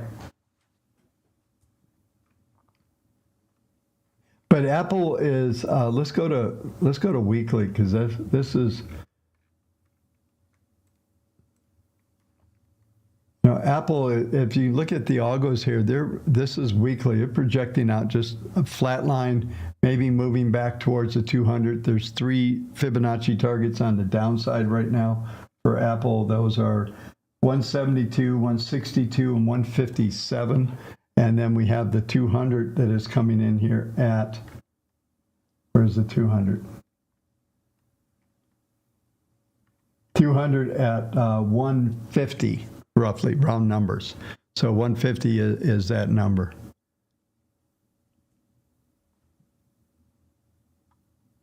Yeah, you're right, Floyd's Garage. That's very true.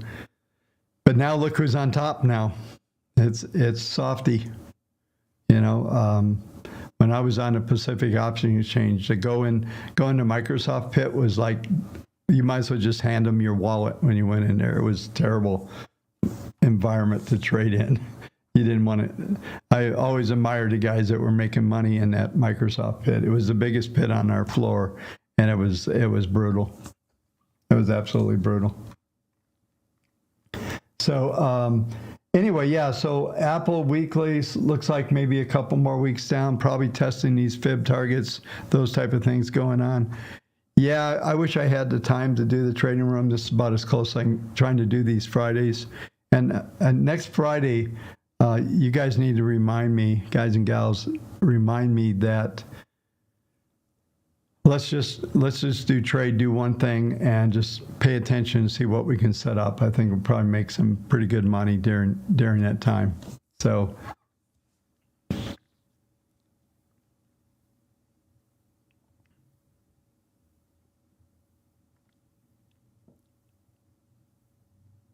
yeah, so there you go, Floyd's Garage. Competition worked well. That, I'm telling you. I went on this when we started this. If you watch the replay, you can spin past the Tesla rant that I did. But Tesla needs lots of competition. If you have no competition, you have no reason to get any better. And I think there's cool tech in the cars. I don't think they're very nice cars. So just the interiors. I mean, there's a company in LA, probably other places, that will redo your interiors in your Tesla and actually make it nice. All right, let's do some stocks here.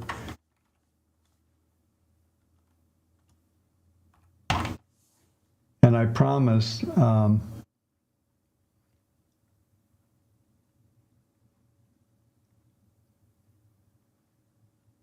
let's go daily here.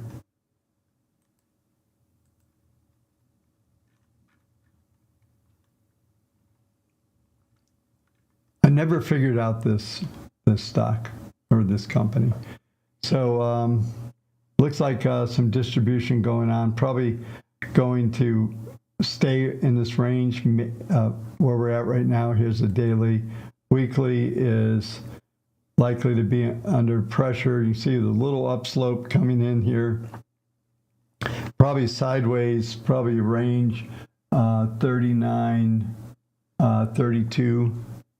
Is probably the right range.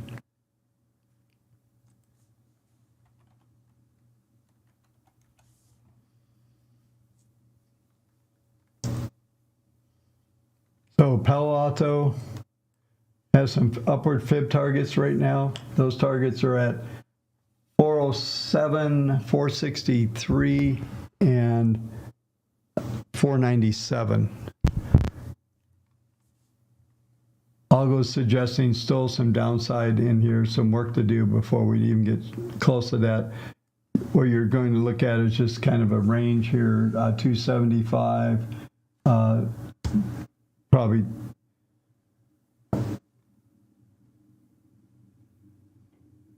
I'm just trying to get this lower end. Yeah, 254, maybe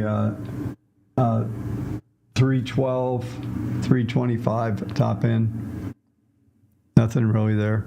Yeah, we're back at 98, by the way, on the futures. We got about 2.5 minutes to go. Let's spin back and take a look.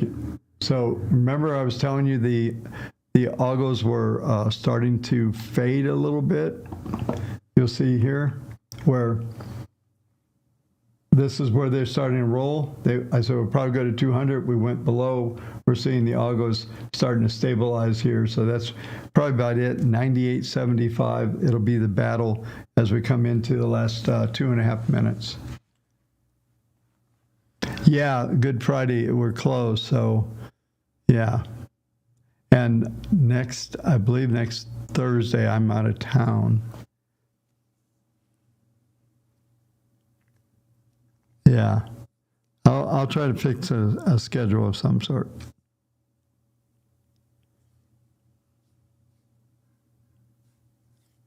No, Good Friday, the markets will be closed.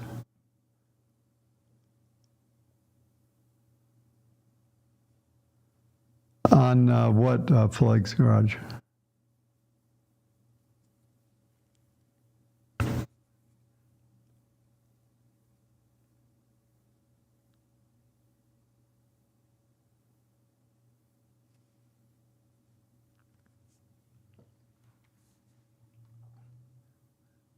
Yeah, we're trying to just stabilize here on the markets. We've got, what do we got left? Minute and a half, a little less.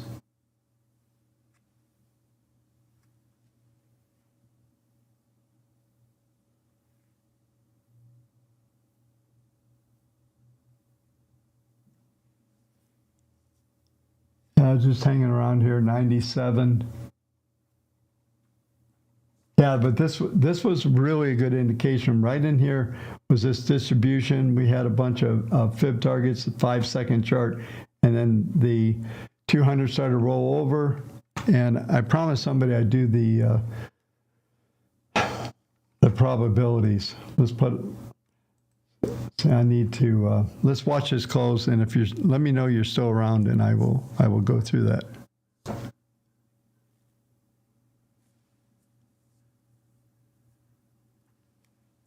Yeah, here's 92 again. They're printing them down. Look at that bounce. 92 all the way back. Here we go. This is the final minute. So this is a closing range. 92, 91.75, 91.50 to 95, it looks like. That was this big bar right here. Yeah, that range for the final minute, 91.25, 99 even. So that was a closing range. And look, we're sitting here right now, pretty close to the lows of the day. It looks like they're going to press them a little bit here.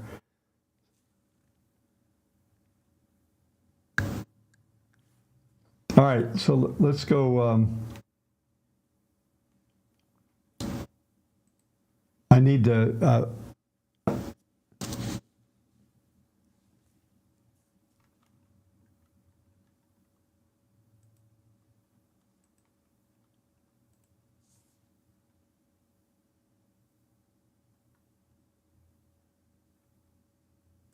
I'm going to put the probabilities up, and these things are a little tricky. Like right now, you got a 90, 90, 54, and what this is attempting to do, this is stacked on these three averages here. Typically, and this is where it gets confusing. You have to look at the value of. Let me go. Let me bring this full screen here. Okay. Yeah, so what you have to do on this, let's just bring up these guys.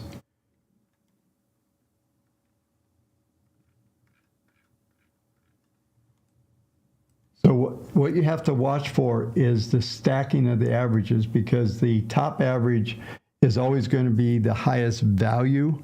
It's going to be marked to the highest value. So sometimes it looks like they're inverted, but you have to look at the value of the averages. Right now, the 10 is the highest, 21 is the middle, and 40. So this is 10, 21, 40.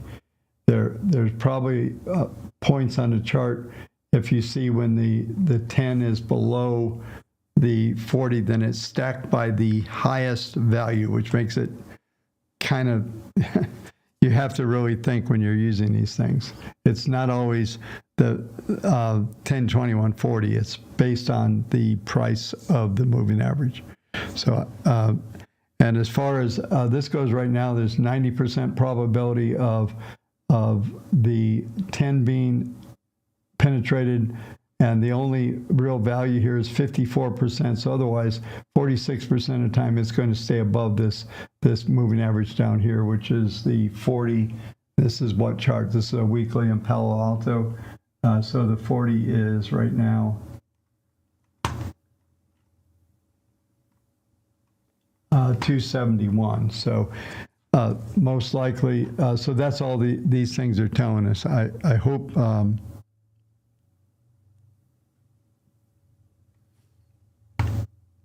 Yeah, I think Paul, I don't think you're going to get your wish. I think if anything, you get some consolidation, maybe some very moderate down, but the trading models are suggesting that there is still at least July, and I could see it extending even further. But we're looking at April, May, June. The whole second quarter is probably going to be reasonably positive, especially if the Fed truly is in the background. Let me come back up here and we'll call it quits. Yeah, especially if the Fed is truly doing some kind of secret QT tapering. If that happens, then we're probably looking at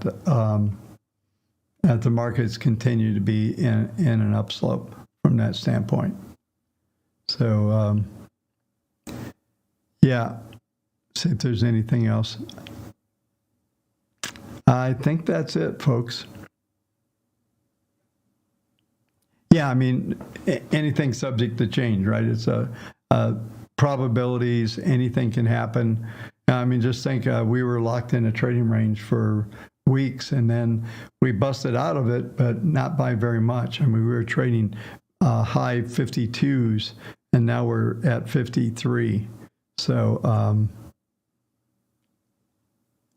yeah, is there anything? Yeah, when first and second derivatives cross over, especially in PPM1, they all are significant. One of the things that I am going to be working on a video on setting up a sequence. I really, those of you, if you're trying to figure out signals, I am going to do a video showing you how to take WaveTech, which has all the rules put in there, and using WaveTech as a model to help you to figure out the signals on the PPMs, okay, and the crossovers and all that.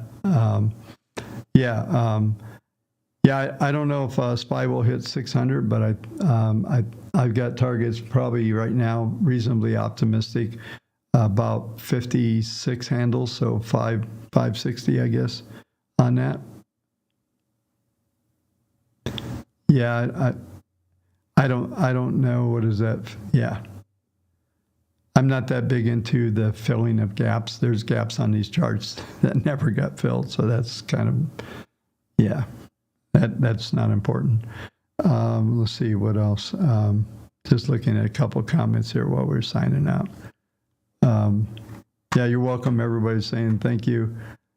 Yeah, the 200 scalps are awesome.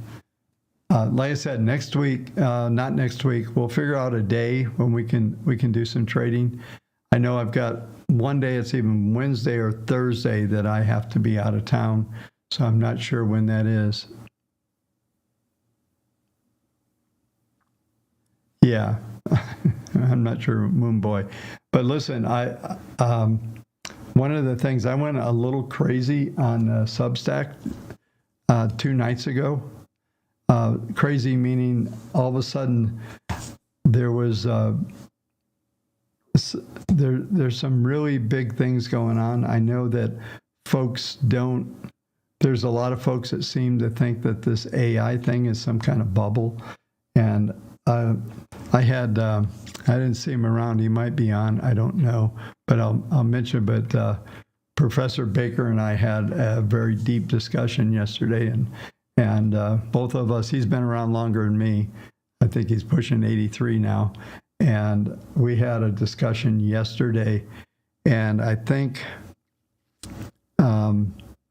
what we're seeing in AI and the things going on right now is the biggest thing that's ever happened to man ever. I always tell everybody, get my Substack, because you can, even if you just sign up for the free, you can go back and see my annual outlook for 24. And I carried out some numbers. I need to pull some of these charts out of here because I pulled out some numbers. I did quite a few calculations. And my entire hypothesis, okay, it's not debt and the end of banks and collapsing. It's very optimistic. It's the opposite, where we're going to see productivity just go through the roof. And this won't happen. I'm telling you, if you haven't seen watch the interview with Lex and Sam Altman that just came out. Watch that interview and listen closely. It's a couple hours worth. But watch that. And what GPT-5, when it comes out, and they're trying not to shock the world, it is going to be, sort of like the Intel chips. I forget the every new series of chips. I forget they doubled speed. I forget the exact number, but it's the same thing that's happening in AI right now. And GPT-5, in my opinion, is going to kick up everything at the next level. And when that happens, productivity is going to go up. It's not going to be eliminating as many jobs as people think it is. I don't believe that at all. And at least, and I would agree with Sam on that if you watch this. But my feeling is that 2025, 26, and beyond is insanity. And I think everybody that's focused in on the debt, and I know these guys are spending money. I did a tweet, I think early this morning, is that they pass this big bill. You pass a bill, you print the bill, and then you print the money. They don't need tax revenues and all this moral hazard stuff that somehow they're using our tax revenues. They're just making this money up, okay? And at some stage, they deplete the dollar and they debase the dollar, and maybe the disaster does happen. But is if this productivity comes into play, then all of a sudden you see exponential growth in GDP and cash flow and tax receipts and everything that happens from that. Then you end up in a much different place. And all of a sudden the 130% GDP numbers become 100%, that become 80 and less. And it takes about a 5 to 7 year period. I did a lot of the calculations, and if you can even curtail spending, instead of like it's about 10% increase per year, if you bring it to 8, the numbers go crazy. If you got 5% growth, it would just be even crazier beyond that. So I think that the other last thing is the chips are got a ways to go. Okay, I can drive down the highway a little bit. TSM is building a monster plant here in Arizona. Okay, it's big. It's taken them years. I've been watching them build it for years already. And what I can tell you is that you're not going to be able to get enough chips. I saw a video the other day with I believe it was the chairman of NVIDIA, and they have a new chip. It's about this big, and it has 208 billion transistors in it. Billion. That chip is right now is $30,000 to $40,000. And they're going to start selling those to these data centers. And this is one last little quarter in the meter, is the data centers. We're going to need so many of these are going to get built up. And this was my argument against who gets the electricity. Does the AI get the electricity, or do the EV cars get the electricity? And I would rather see the AI and the server centers get the electricity than the cars. And that would be my argument. And I think that the outcome of this for mankind is going to be huge. And I mean, we're already, I could go on for a whole another hour, so I'm not going to. But this is my premise for looking at 7,000 plus S&P numbers. 7,100. I think there's 78 fib target out there right now. But you're going to see growth. My joke is you're going to think you're going back 15 years ago and you're in China and you're going to see 10+% GDP growth. That's what my expectation is right now. And there's I think right now we need almost triple the amount of data centers that we have right now to fuel this growth in this new industry. So you're just seeing the beginning of it. I know people are arguing with me that, oh no, this has been around for a long time. Listen, I've used WaveTech is AI, and I've been using that since I think our first models that we built were in 1994. And maybe even before that, but they're expert models. They weren't machine learning models. So there's a lot of different models out there. And I can tell you already, those of you that have actually used GPT, not played with it, actually use it. I've been telling a good friend of mine who has another software company that they're not embracing it right now, and they need to. I've been really beating on them on this. Is because there's so much you can do right now with a GPT API. You don't even have to program anything. All you get to do is ask the right questions, feed the right data, and it's done. So anyway,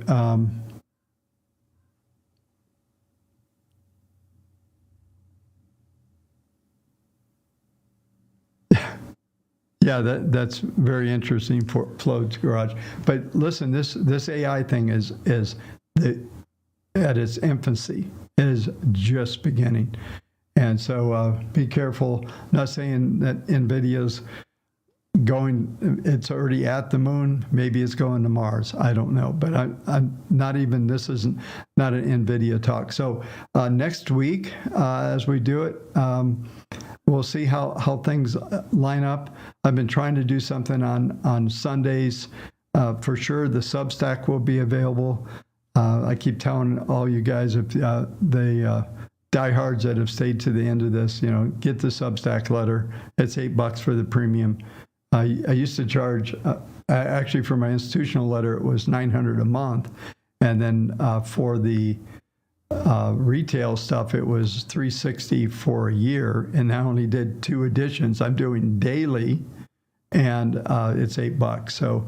So get it. I really appreciate it. There's thousands of you already signed up, and I'm very grateful. I really think it's the right way to go for that type of content. I was doing a lot of that on YouTube, and people think, well, I used to do it for free. Well, $8 isn't a lot. It supports the channel. YouTube doesn't pay like they used to on the views. Not that it's not about money, but it does support rebuilding software and other things that we do here. So appreciate it. Get the indicators. KendallReport.com/indicators. It's going to be a lot of fun going forward. So hopefully next week on Tuesday, I'm going to get back to focus on WaveTech and actually talking about some ETF hacking. So we'll go from there.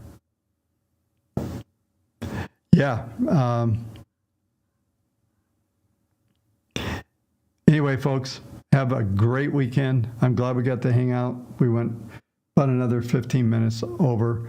So hopefully you found a lot of value in this. Hit the like button, subscribe, all that. And we've got over 10,000 subscribers in the last month. So I'm very, very grateful for that as well. Anyway, folks, thanks again. We'll see you probably on Sunday night, some type of video, whether it's live or pre-produced. Anyway, yeah, finally, yeah. All right, folks, have a good one.